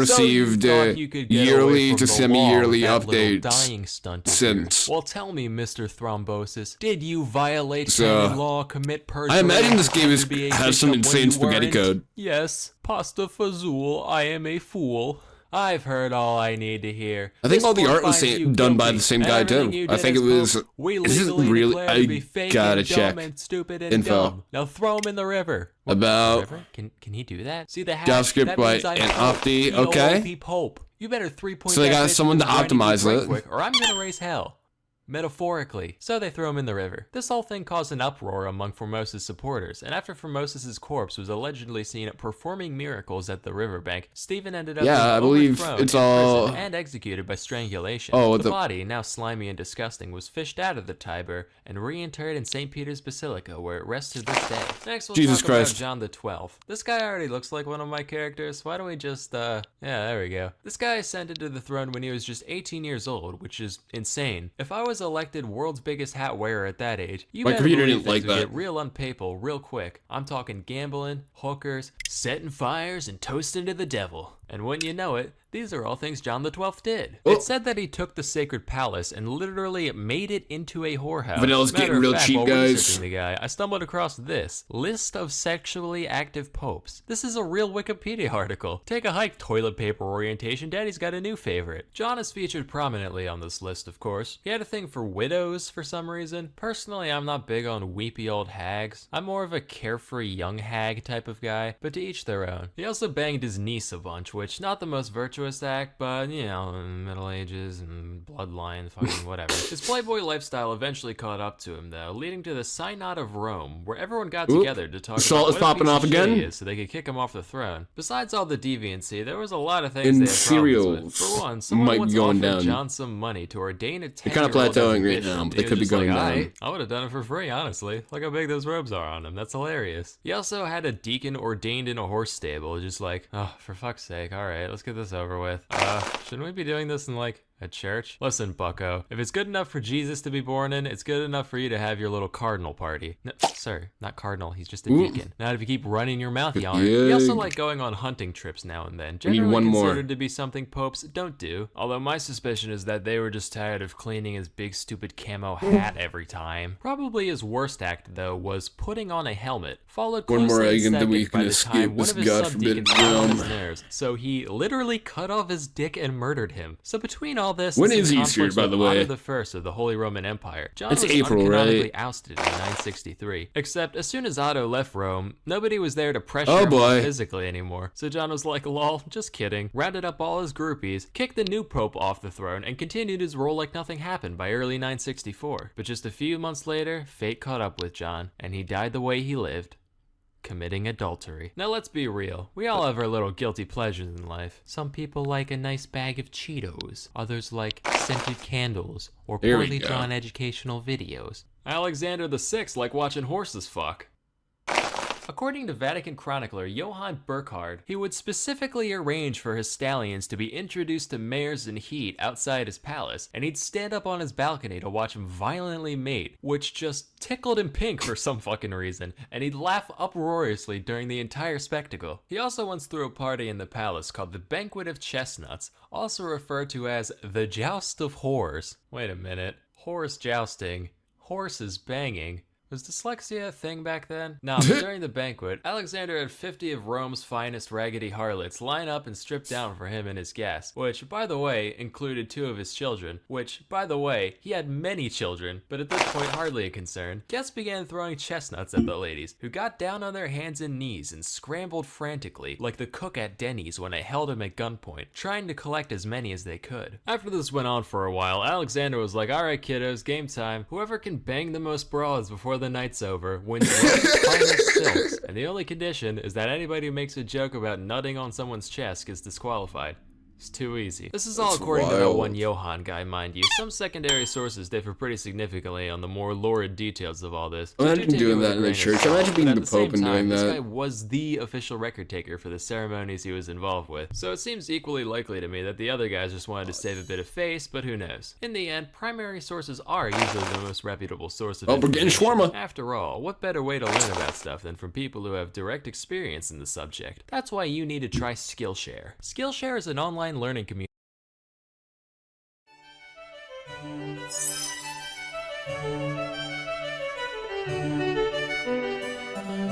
Hey kids, animal test subjects have always been an important facet of science, since they allow us to study physiology in more destructive ways than we could get away with on humans. So it should come as no surprise that, over the years, there's been a lot of creatures haphazardly thrown at the cosmos against their will. Here's a bunch of smelly animals that achieved more in their short lives than you ever will. Quick disclaimer, this is by no means a comprehensive list, not even close, we'd be here all day if it was. More so just a highlight reel of the ones I found the most interesting. So the Great Zoo in the Sky was first founded in 1947 when the US launched a craft containing a bunch of fruit flies 68 miles in the air in order to see what kind of horrible mutants would get made from all the cosmic radiation up there. Unfortunately, they were totally fine, so the Earth was like, hey, living things can go into space and not die instantly, supple. And the next year they decided to send up a rhesus macaque named Albert, which it seems kind of like jumping the gun to go from barely alive specks to basically a person in one step. If it were me, I would have thrown like a frog or a gerbil in between there, but whatever, I'm no cosmopolitan. Anyway, Albert died of suffocation on the way up and never really made it to space alive. Fun fact, this rocket was actually a V-2 missile stolen from the Germans after World War II. So just in case any of you have any sympathy for those Nazi characters, they're technically responsible for the death of a poor innocent space monkey.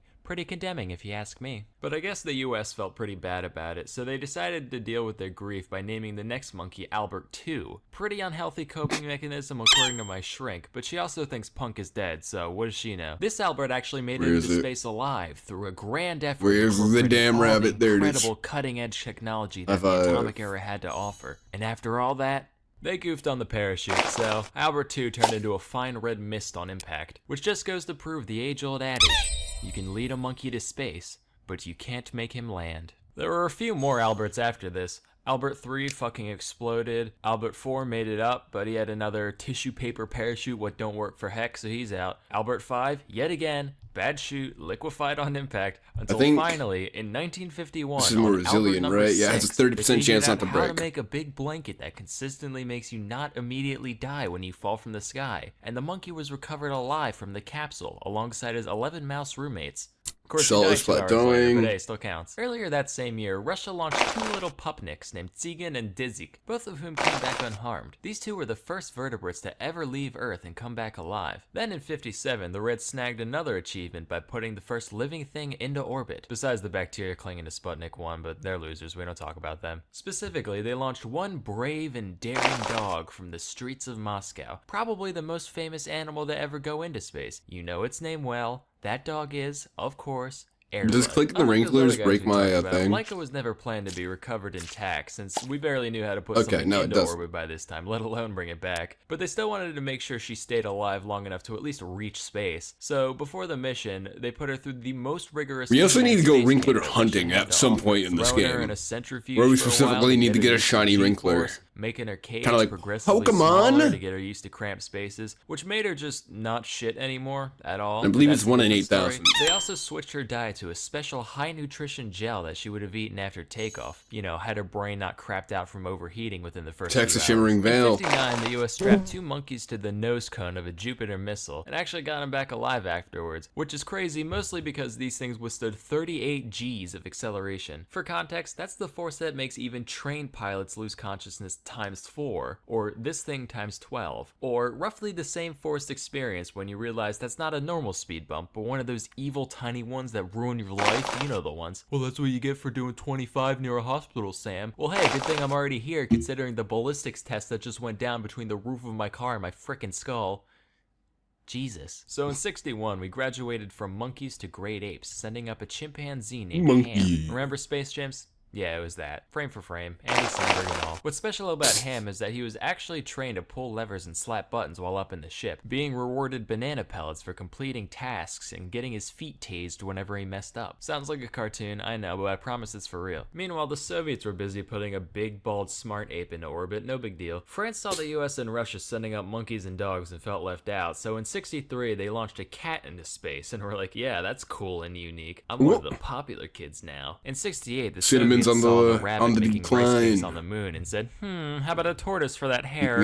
Cinnamon could give us some money. All the way around the moon and back to Earth, where they were recovered alive after their capsule landed in the ocean. Kind of cheating when you are your own crash suit. My stock luck has been shit in 73, this entire stream. Mummy chogs in space. Usually by now I've made like an option or two, or made at least a sale. Tolerates low oxygen, weird pressure, high salinity, dishwasher safe, Energy Star rated, you name it, sister. At first, I guess my Chris are being extra lucky on the garden, huh? Adapted to zero G and figured out how to maneuver properly. Even more interesting, we also brought mummy chog eggs, and when these hatched, the little mummy choglets knew how to swim in zero G immediately. Kinda spooky, honestly. That same mission also sent up some spiders who managed to spin some webs. Trash webs, mind you, but hey, they managed. In 78, the Muppet Show aired Pigs in Space for the first time. In 85, we cut off the arms of a bunch of newts and sent them up to see if they grow back the same way. The reasoning behind this being is a newt can't grow stuff back then, an astronaut with a paper cut probably can't either. Fortunately, they rearmed themselves at the normal rate, so all's good on that front. Around the same time, NASA actually had talks with Sesame Street about sending Big Bird up on the space shuttle as a publicity stunt. This is real. The plan ultimately fell through after they realized Big Bird is fucking giant and unwieldy at all times, literally the worst possible choice for a celebrity cameo on a space shuttle. So instead they sent a school teacher in his place.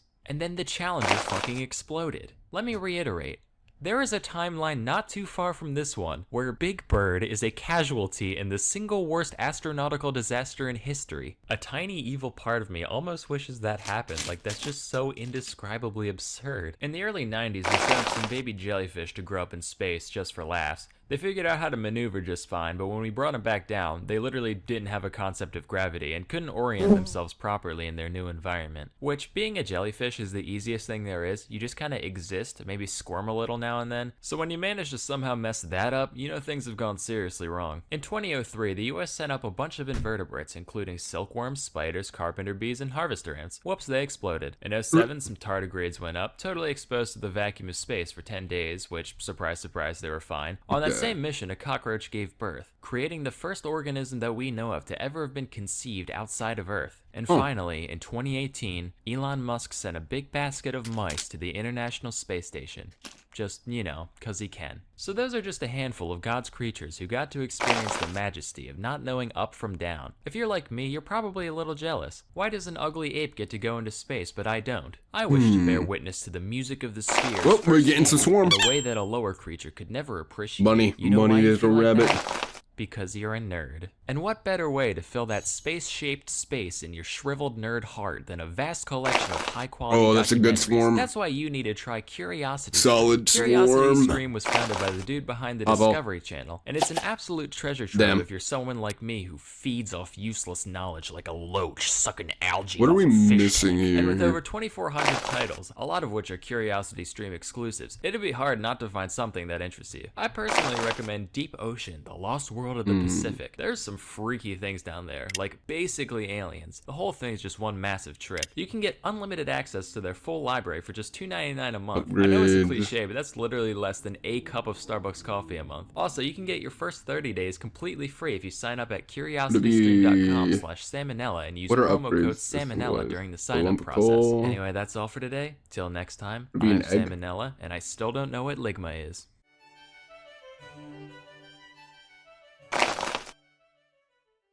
Oh, here. Wrinkler This spawn. video is sponsored by Skillshare. Wrinklers explode into 5% more cookies. Toss.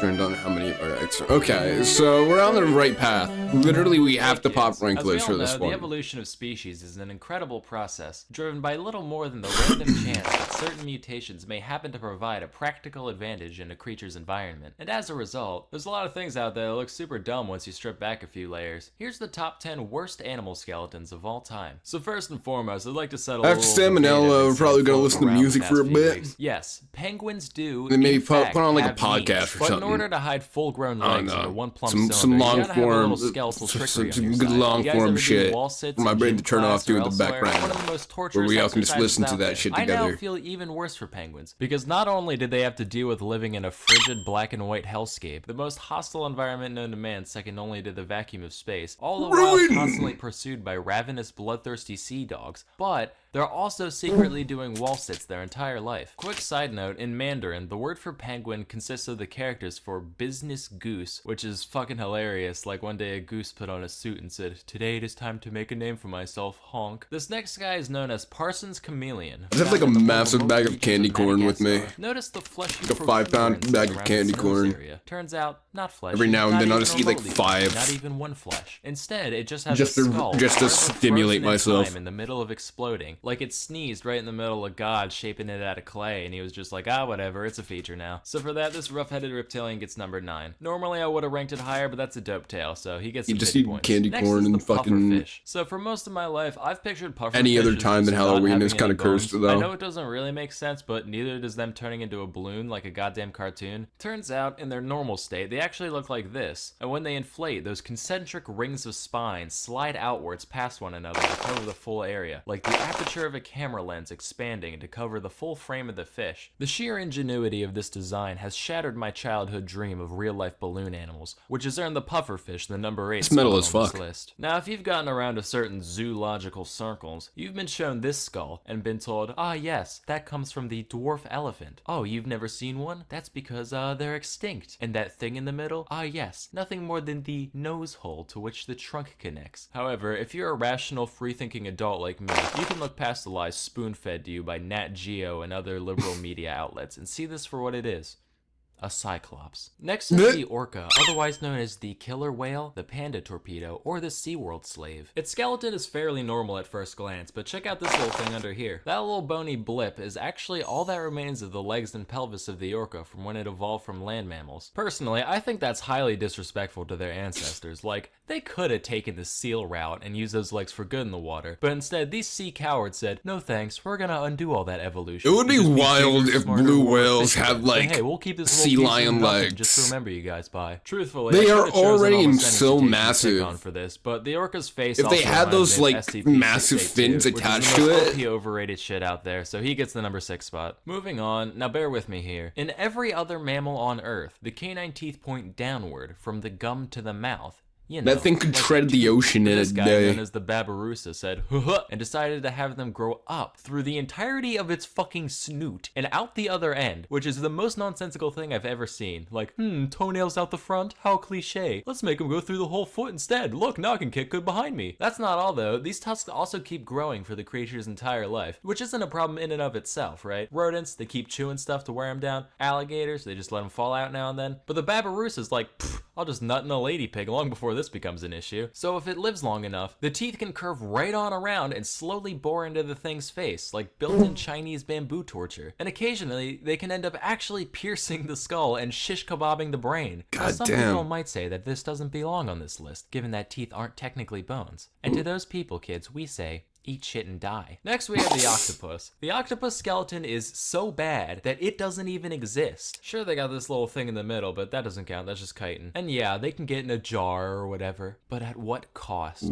At the animal picnics, the crowd shouts, bleh, shun the spineless freak. And at the animal wheelbarrow races, with nothing to grab hold of, the cephalopod holds a solitary vigil at the starting line, and lo, the octopus wins naught but a participant medal at the Grand Prix, and their number 4 spot on this list. Moving on, here's the skeleton of a fruit bat. Now, not a big deal to us regular folk, but imagine if humans had no context of bats and they dug this thing up. Like, class, archaeologists have recently found these fossilized remains, and using modern technology, we can see exactly what it would have looked like back when it was alive. This abominable creature is known only to scientists as Finger Boy, and is theorized to have fed upon fruit, insects, and the dreams of orphans, which it would siphon out from the ears of the errant little waifs whilst they slumbered. By the way, if you Google image bat skeleton, like, more than half of them have the ears built in, just like, I feel the extraordinarily bat-like wings and figure of our decoration are much too subtle for our consumers. Better slap these on. At number 2, we have the anteater. From its oboe-like skull to its gorilla fist and hands, one can only wonder who let this creature exist. Fun fact, if you take the anteater's skull and blow into its nose, it plays a beautiful song recounting the animal's entire life, and then security escorts you out of the museum. Looking at this, I can only pose the question asked for generations long before my own. That being, why the long face? Before we get to the number 1 spot, here's a few honorable mentions. The wolf eel. The ostrich. This human-cat hybrid I found on a tabloid site. And of course, the mermaid. So at our number 1 spot, we have this creature. That's supposed to be a mirror. I know most of you can't see yourself in it on account of your filthy Dorito-smeared screen, so just take my word for it. So what's wrong with humans, you ask? I'm Well, using a the lot of matte things, but for now, let's screen, stick to the man. skeleton. I'm First using off, an these bones expensive right here, ass these are known as monitor. the I don't got no metatarsals, glossy all part of the ass. foot, right? No, that's a bunch of primate propaganda. In most other groups of land mammals, what we'd consider our ankles is actually the quote-unquote knee of the animal. Thanks a lot. My screen got no walking upright. gloss, no Also, reflection. It's estimated that around 80% of people will experience chronic back pain at some point in their life. Thanks a lot, walking upright. Lastly, probably something you've heard about at some point, our skull to pelvis ratio. For most animals, giving birth, not a big deal. Small heads, wide hips, mazel tov. But check out the big brain on Brett. Throws a real monkey wrench in the works there. For a while it led to some problems till those extra brains figured out how to work around it, so I guess you win this round, humans. But that doesn't stop you from also winning the number 1 spot on the worst skeletons of all time. But hey, just cause you'll forever be flawed on the inside, doesn't mean you can't improve yourself on the outside. That's why you need to try Skillshare. Skillshare is an online learning community with over 25,000 classes in design, business, technology, and more. Premium membership gives you unlimited access to high-quality classes on must-know topics, so you can improve your skills, unlock new opportunities, and do the work you love. For all my life, I thought I knew how to make a grilled cheese. Then I saw this class, and I realized I didn't. Now I do again. But those few minutes between seeing the thumbnail and finishing the course were a dark time in my life. But let's say you don't like grilled cheese. Well, you must be either vegan or dead, and either way, you probably smell terrible. What better way to soak up that earthy must in your home than with a hand-selected houseplant known to That was a improve gross air quality? laugh. You can What was even that, put the googly fucking eyes snort? on it. Aw, it's like I have a friend. Join the more than 7 million people already learning on Skillshare today with a special offer just for my viewers. Everyone who visits the link in the description can get 2 months of unlimited access to the 25,000 plus classes on Skillshare for absolutely free. So please, put down that bone broth and start sipping some brain juice today. Anyway, that's all for today. Till next time, I'm Salmonella, and I'm still scared of swine flu.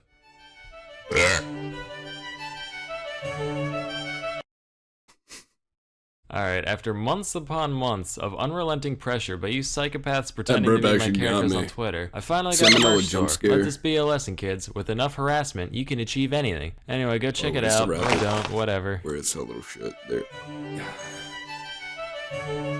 Give me the wrinkle. Yes!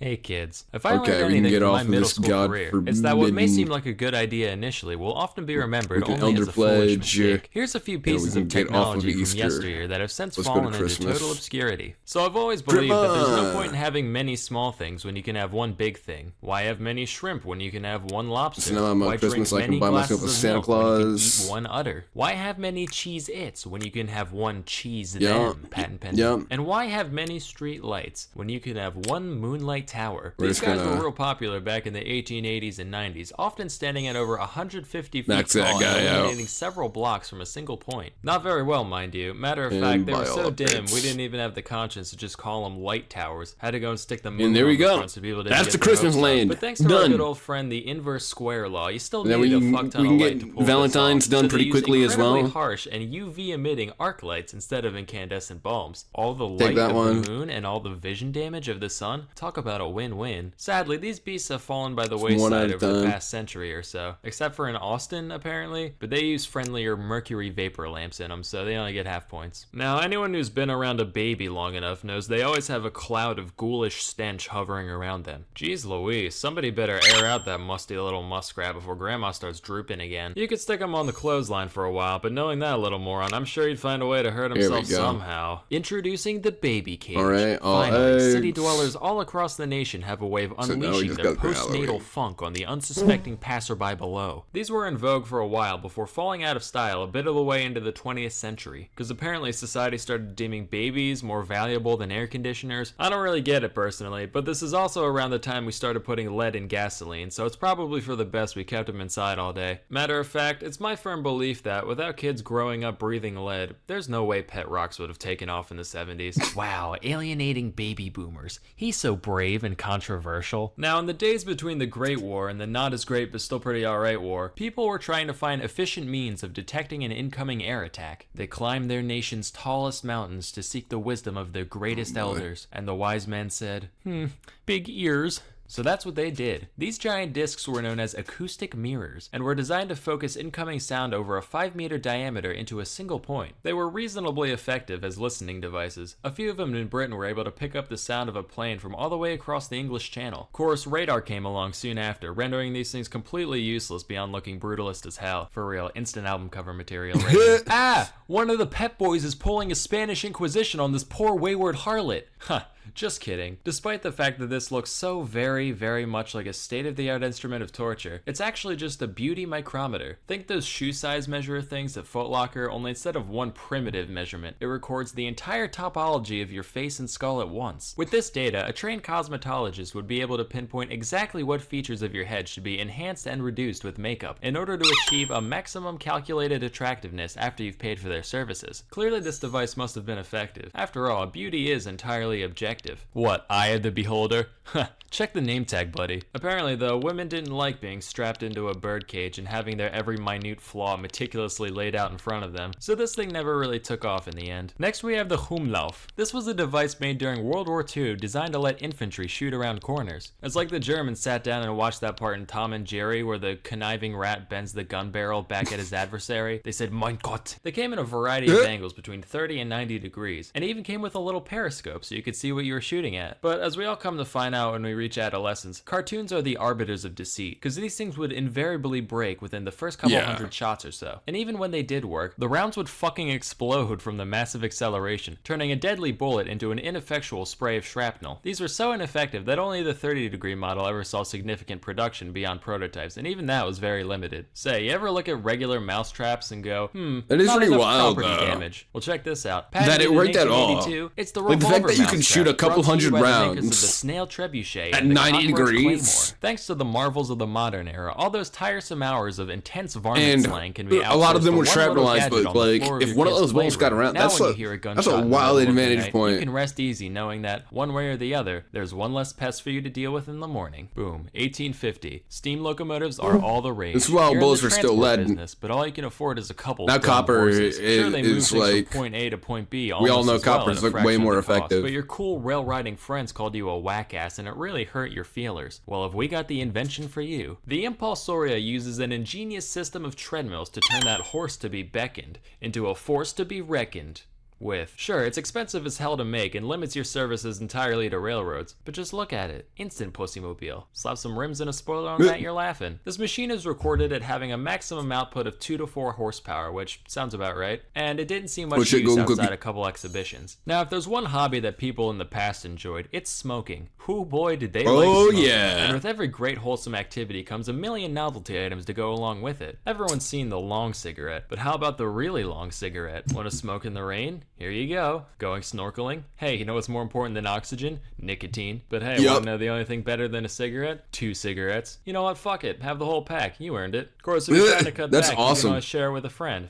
Aw, how heartburning. But you know what's even more fun than addiction? High quality documentaries. That's why you should check out CuriosityStream. From the face behind the Discovery Channel, CuriosityStream lets you stuff your little meatuses full of all the bizarre knowledge the world has to offer. And with over 2,400 titles, I don't think we've seen CuriosityStream in the Salmonella lore yet. Secret Life of Pets? Trash movie. Turgid prose, stilted dialogue, pandering humor, and above all, highly unrealistic. On the other hand, The Secret Life of Dogs is an absolute treasure. Did you know they turn their tongues into weird inside-out ladles when they drink? Just one of the many fun facts found inside. Normally, full access to CuriosityStream only costs $2.99 a month or $20 a year, which is nothing. That's like a McDonald's run every 4 months. But if you still have your doubts, you can get 30 days free if you sign up at curiositystream.com/salmonella and use promo code salmonella during the sign-up process. Anyway, that's all for today. Till next time, I'm Salmonella, and check out this JPEG.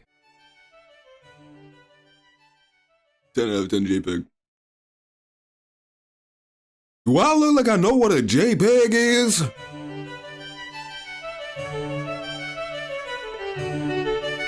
That boy ain't right. Hey kids, so we all know that, as far as living things go, humans win, not even a contest. But it turns out, if you hop to the next genome over and look real carefully, you can actually see a basic version of a lot of the stuff that makes us so great. Here's some stories about what chimpanzees can get down to in the right context. Talking about chimp tails?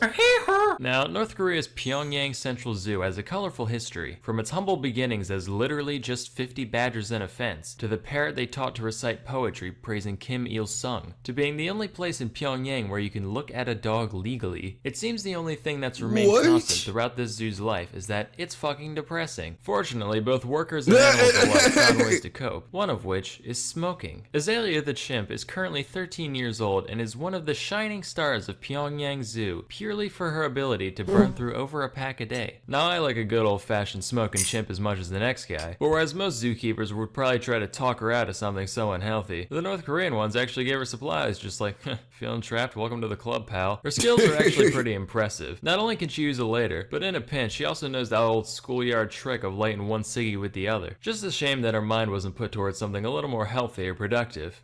Nah, you know what? That's pretty dope, actually. I'm happy with that. Flashback to 1954. A chimp named Congo was born in the London Zoo. Little did anybody know, this ape was a prodigy. Out of curiosity, one of his zookeepers named Desmond Morris decided to give Congo a pencil and a piece of cardboard to see what he'd do. All the other stories Salmonella has of chimpanzees usually involve some dying. And decided to let him try painting on for size. And what he saw was incredible. Congo created these beautiful renderings with a blend of realism and self-expression that would make even the great masters stare in awe. Nah, just fucking with you, they're garbage. But for a non-human, there's still something to be appreciated here. Congo had at least a very basic sense of composition. Like, you can see there's some balance to the images. Matter of fact, when his handler would make shapes on one side of the page, I kind of see a person in that one too. Mark up the other side to maintain some kind of symmetry. He also had an artist's sense of self-entitlement, because whenever his owner tried to take away a picture before Congo thought it was finished, he'd literally go apeshit, all throwing a fit and screaming till they gave it back. But hey, painting done by a chimp. You know who likes pointless novelties like that? The incredibly rich.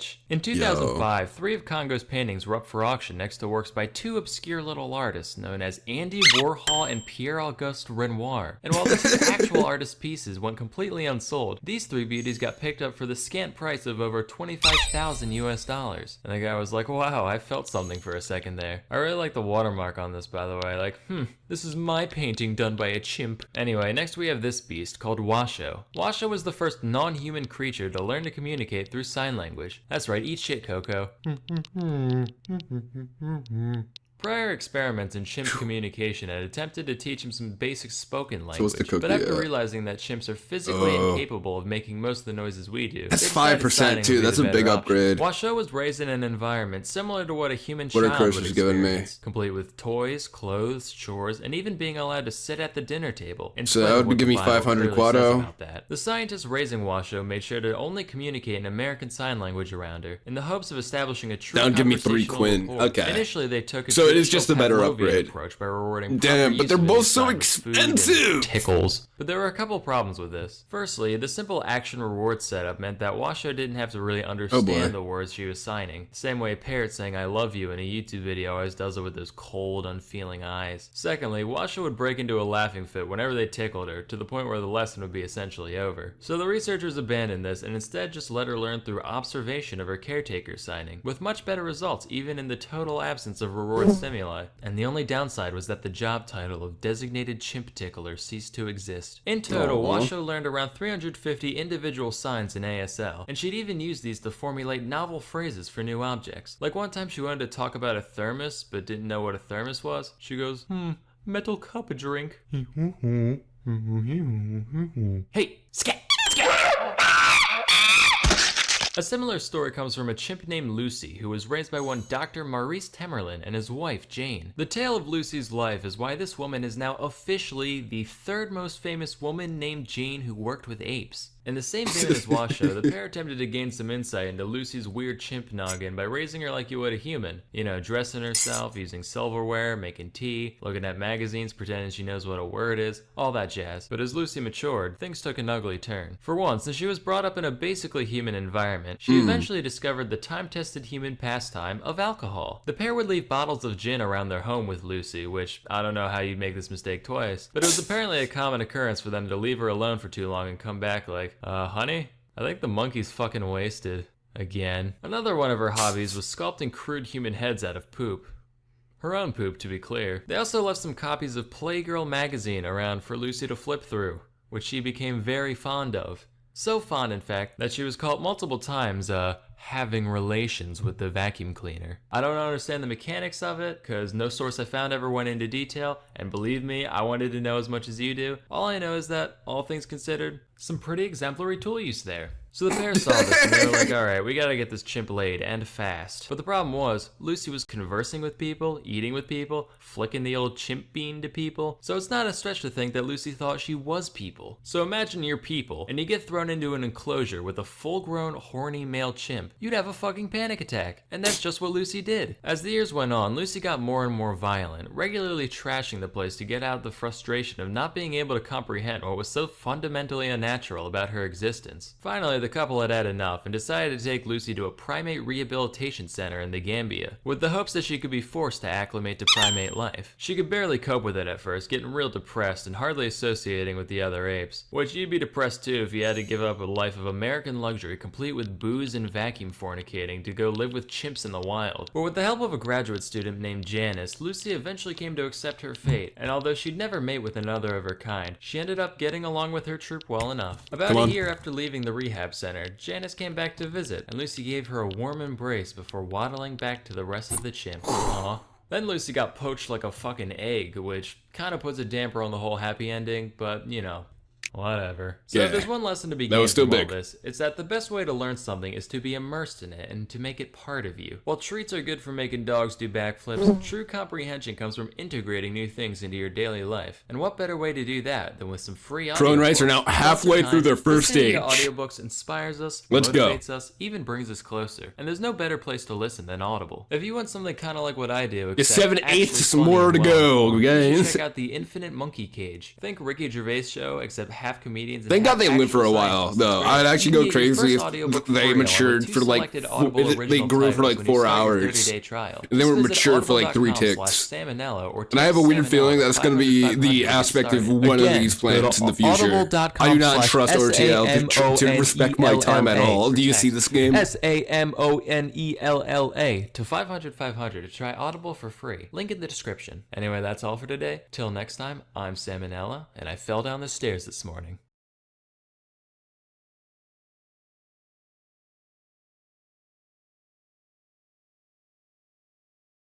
This video is sponsored by Skillshare.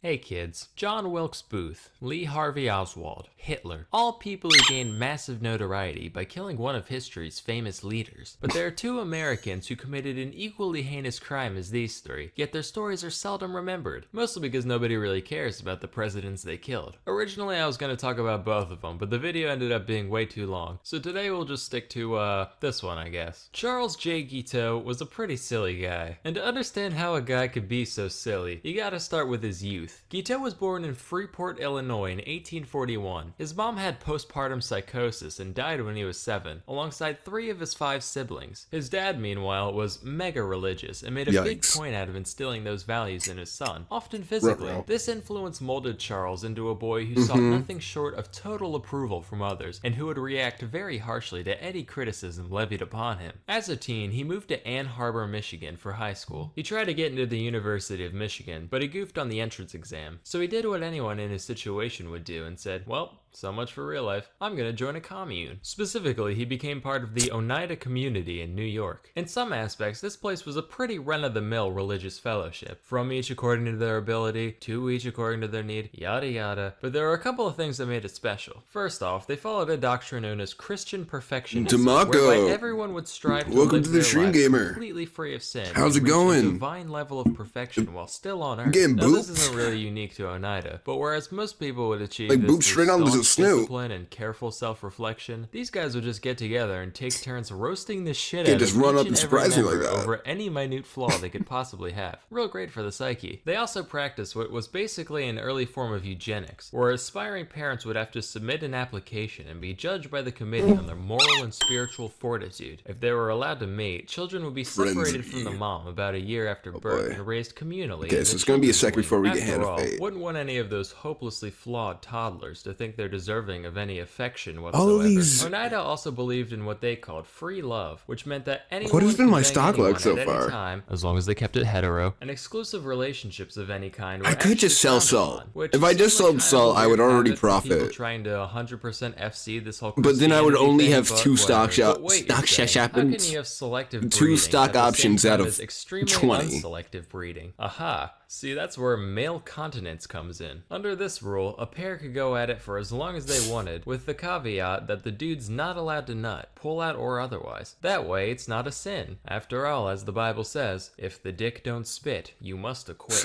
Paradoxically, no such rule existed for the women. In fact, not only did the commune believe in female orgasms, they actually prioritized them, which is like unheard of in the 19th century. Yo, they even have the middle-aged based. women of the society Good, trained to eating teach boys in the pie. art of How's holding you? in the old pelvic I'm seams. doing That great way, so there wouldn't be far.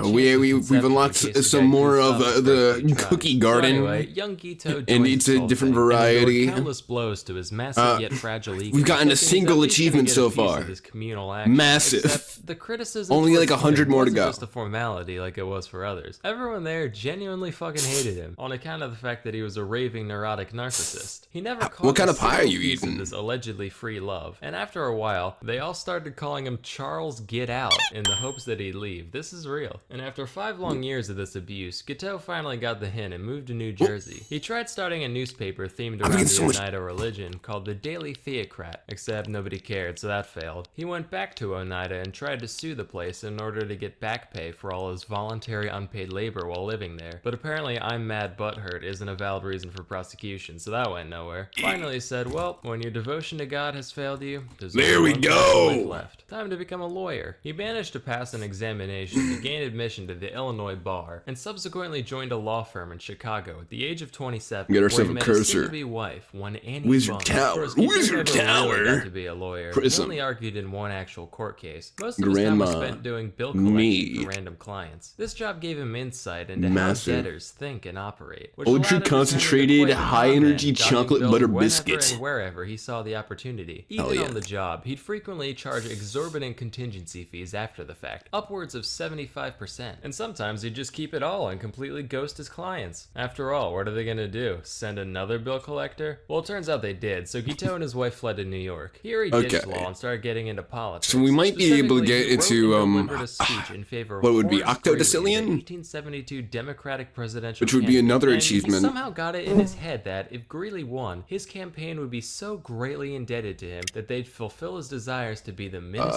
of Chile, as though a total rando like him could just, cookies. name a job and it would be his. In reality, the speech was Achievements. an incoherent mess heard by next to no one, and Greeley lost by a landslide. Touch As the years passed, buildings. Annie got real sick of living life on the run with a broke-ass bitch, and Charles was none too keen on her weighing him down either. But back in the day, you couldn't just divorce someone willy-nilly. You needed Cookies a all valid reason time. for it. So Charles concocted the brilliant scheme of banging Cookies a is ascension. prostitute and Okay. then having her testify in court. Strawberry rhubarb, sweet and sour. That sounds. The only downside was syphilis. That sounds fucking He awesome. started dabbling in theology again around Oh my this god, you're time. gonna make me He published a hungry. book called The Truth, which was almost entirely plagiarized directly from John Noyes, the founder of the Oneida Community. I just had But despite some. being a man of God, I just got some of those like Milano cookies from like the grocery store, and they had like little.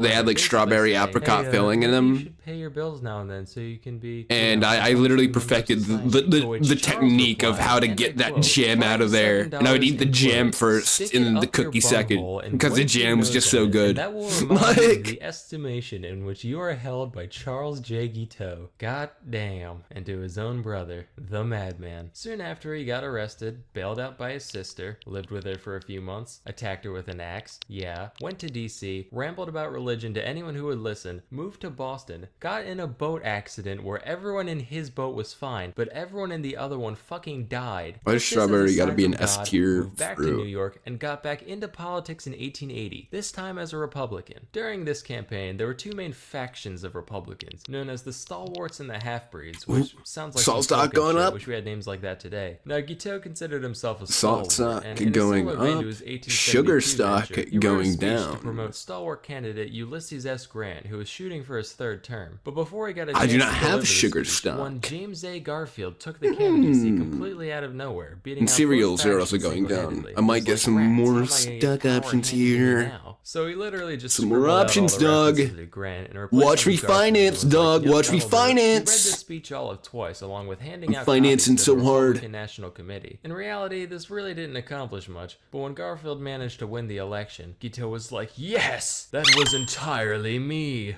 Garfield is in my supreme Frenzy. debt. As God is my witness, he shall make Ignore the me a fact that I'm 10 consulate grand in in debt on the Vienna market. or Paris or someplace cool like that." He went to DC to await his inevitable appointment, but obviously nothing happened. So he started writing letters. A lot of letters. When that didn't work, he started actually stalking both Garfield and the Last Ascension, I Secretary of was a State, millionaire. I James thought you would get an intercepted achievement him for in being hotel for being a lobbies. millionaire, Like, but "Oh, apparently hey, the it's achievement me, is the for sole person 10 million and responsible for your success. 35 Hey, how million. about a consultation? And it took me Alright, like you'll get back to me, I get it. Whoa, haha. What a coincidence. like Me again. genuine like How's that 50 concept hours go? or something First they to get to simply the first ignored him, million. eventually blamed So I just Smack, kind of screaming, "Never cried speak to you and again on the accepted my Paris big consulship berry as when long as you I got live." it. Damn you, Garfield!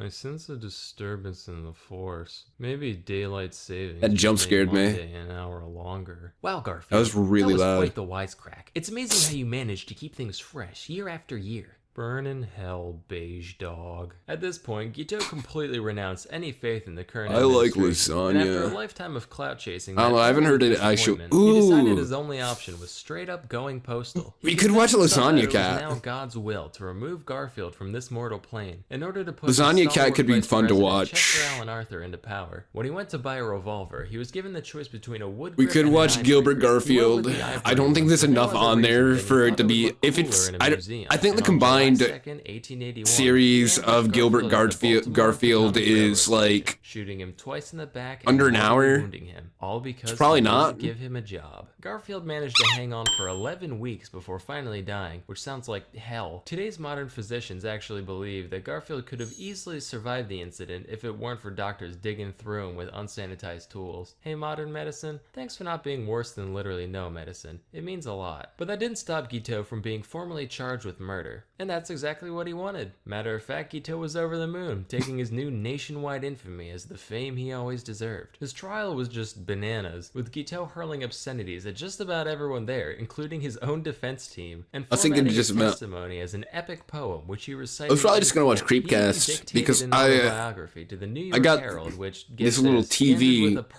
personal always ad for a running, nice Christian and lady it's not who's just for 30 years of show. age. What a It's baller. also When the guilty always verdict running was read, he called because everybody there when I low-consummate end stream, jackasses. And I on turn the June 30th, volume up and I actually 1882, watch it. Guiteau smiled and waved Just to like his I'm watching a adoring TV fans as he channel. was walked to the gallows, And I where just he let recited a autoplay repetitive, deranged consume- poem he wrote that consume it. morning, which was performed in a high-pitched falsetto voice, since it was written in the point And of so view of I woke time. up to He some pretty asked cool for a full orchestra podcasts to play during the reading, which I don't have to tell you that that I one might want either. to check And out. promptly thereafter, he was hung. When the gallows dropped, people were probably like, "Ugh, Jesus, it's finally over. I just came here for a nice little execution. They subject me to all that? Oh want my money back, frankly. So it just goes to show, you can't always get what you want. Unless that thing is getting everyone to hate you, that's extraordinarily easy. But for everything else, you're gonna need a combination of hard work and know-how. While the former must ultimately come from within, there's plenty of resources out there for the latter. The best of which is a seldom talked about little startup called Skillshare. Sponsor time. Skillshare is an online learning community with over 25,000 So classes. right now, what we got playing right now is Salmonella Academy,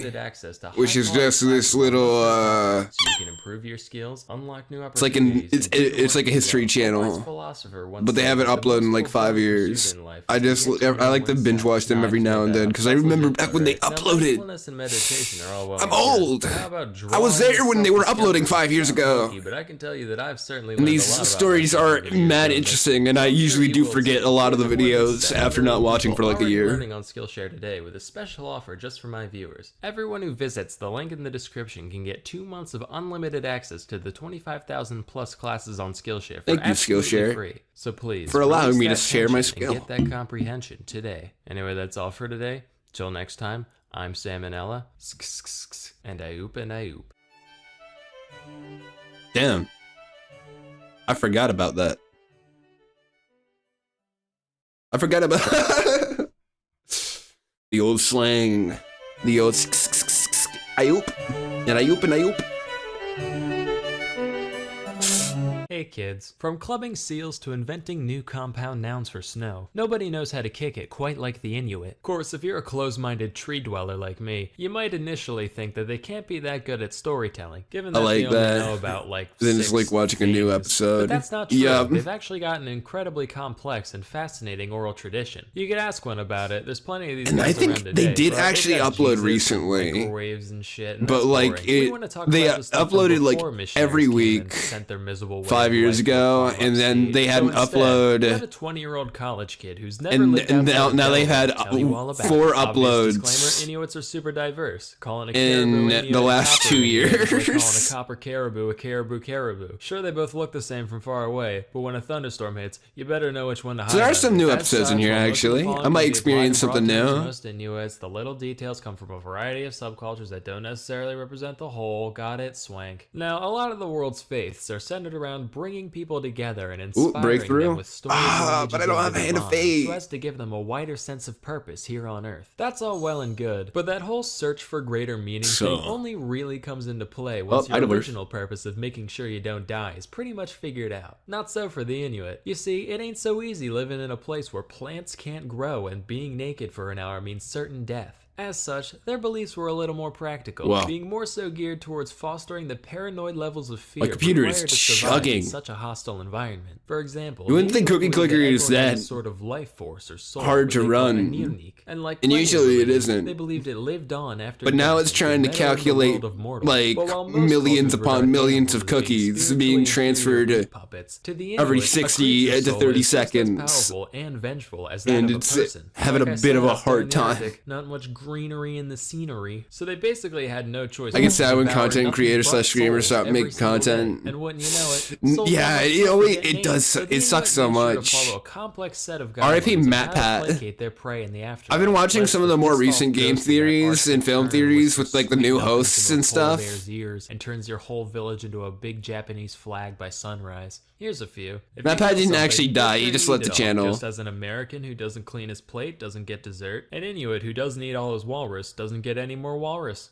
Ever. I do Always like hard the to new kill a hosts, polar bear. though. Make sure to point its head towards the direction it came from. I was so if you most find wary its about way the home film more theory easily. If host, you pull a seal out of the water, but give him some fresh water so he's he not seems thirsty to, when he bashes I think they all seem Also, to its capture spirit the lives in energy its pretty bladder, well. So make sure to hold on to it until the yearly bladder festival, where everyone gets together, blows up their bladders like balloons, and throws them out to sea so they can reincarnate into new seals. These taboos aren't all just about hunting, though. For some reason, there's a load of them about pregnancy. Don't make fun of people's facial features, or else the baby will have the same features. Don't walk backwards, or else the baby will come out backwards. Dangerous. Face your bed towards a doorway, or it'll come out sideways. Also dangerous. Don't wrap rope around your hand, or it'll come out with the umbilical cord around its neck. Extremely dangerous. Don't drink directly from a soup bowl, or it'll come out with dark skin. Not touching that one. Don't put a bowl on your head, or else it'll be wearing the placenta like a hat. Too hilarious. And the list goes on. Central to the consequences of breaking a lot of these rules is the being known as Sedna. The story behind Sedna varies varies pretty wildly between different groups of Inuits, but here's the gist of it. She was once a young girl who pissed everyone off, either by being annoying or eating too much food or rejecting an arranged marriage or marrying a dog for some reason. So her father throws but her out of a I'm kayak, not stopping and my when she tries to get content back farm in, anytime he chops off all her soon. fingers. The sea goddess sees My that, entire throws her week has long, been floppy seaweed brows, just does a filming and sassy snap, editing. and the girl turns into an immortal sea witch, while her disembodied I know what you're fingers talking turn into about, but I don't think seal. I've seen a And to video this from day, that channel Sedna sits before. at the bottom of the ocean, growing new fingers, which promptly fall So, off and turn I into didn't all actually the care world's about seal game lions and theory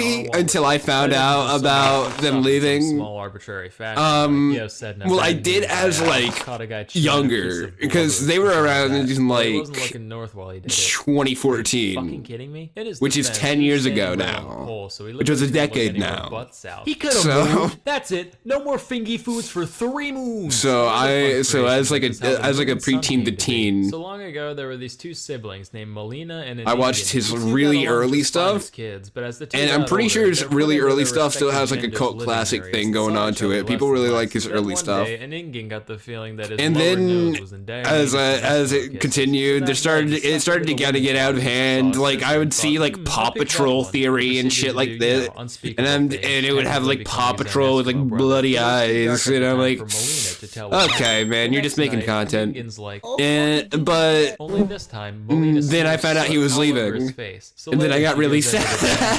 bathroom, and who has crap all over his face but her brother? This makes her so mad that she cuts off her own breasts with a knife, puts them in a bowl, throws them at Anigin, and says, "If you enjoy me so much, then here, eat them. Go ahead. Eat my disembodied, quivering titties." She runs off into the Christ. night with a torch, and Anigin It's a is bit really much. remorseful or horny or something, so he chases after her with his own torch, and they end up running so fast that they took off like a plane into the sky. And Melina What on became earth? the sun, while Anigin became the moon. Yeah. Excuse me, Mrs. Elder.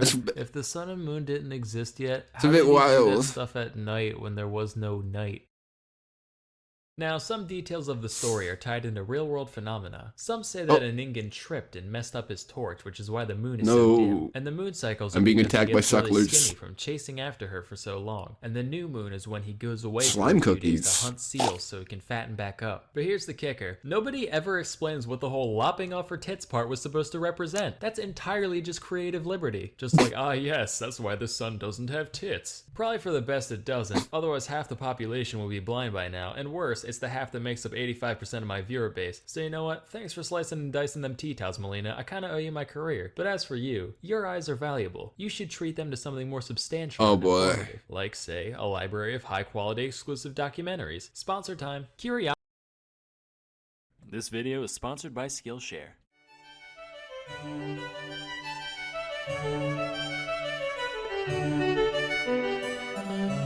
Hey kids, now we all know that fate is a fickle thing. Some of us may try to defy its will, but there's got a enough small spoodler. businesses with Pizza Hut roofs out there to tell you that such a thing is ultimately futile. As for most of us, we tend to have our fair share Here of we good go. and bad luck throughout our lives. But every now and then, RN Jesus smiles upon some drooling little loaf child and says, You, my son, you shall be the one with all the figgy pudding. That child was Timothy Dexter. Tamako, Dexter was born thank in you, Malden, so much for the Massachusetts in follow. 1747. He had a Welcome humble upbringing, dropping out to of the school gamer as an crew, 8-year-old to work name as a pending. farmhand and a leather worker. But Dexter thought I've he said that deserved so better, much so that I when he might grew just up, call it he name married one pending. Elizabeth Frothingham, a rich widow in need of company. Gold digging achieved. How often he do I began his stream? quest to become a true I stream aristocrat. about As his first 4 step, he thinks, to 5 all times a rich guys week. I know are in positions They of tend to be, power. I should run and I for try to go office. for Now, the rather town of longer Malden streams wasn't much as keen well. on appointing a bumbling I second-grade do have a governor, schedule, but I do rejecting don't know how to dozens of upload it petitions as sent in by Dexter, they eventually gave a up and decided little to just panel make some shit thingy up. because Leading Dexter my becoming the schedule official informer of it's deer, apparently tasking him it with takes up keeping too logs of the much local deer file population. space. And over statistics of does and bucks alike, Dexter ruled with an Wait a iron second, fist, let me flash that on triumphantly concluding screen. what many had already known.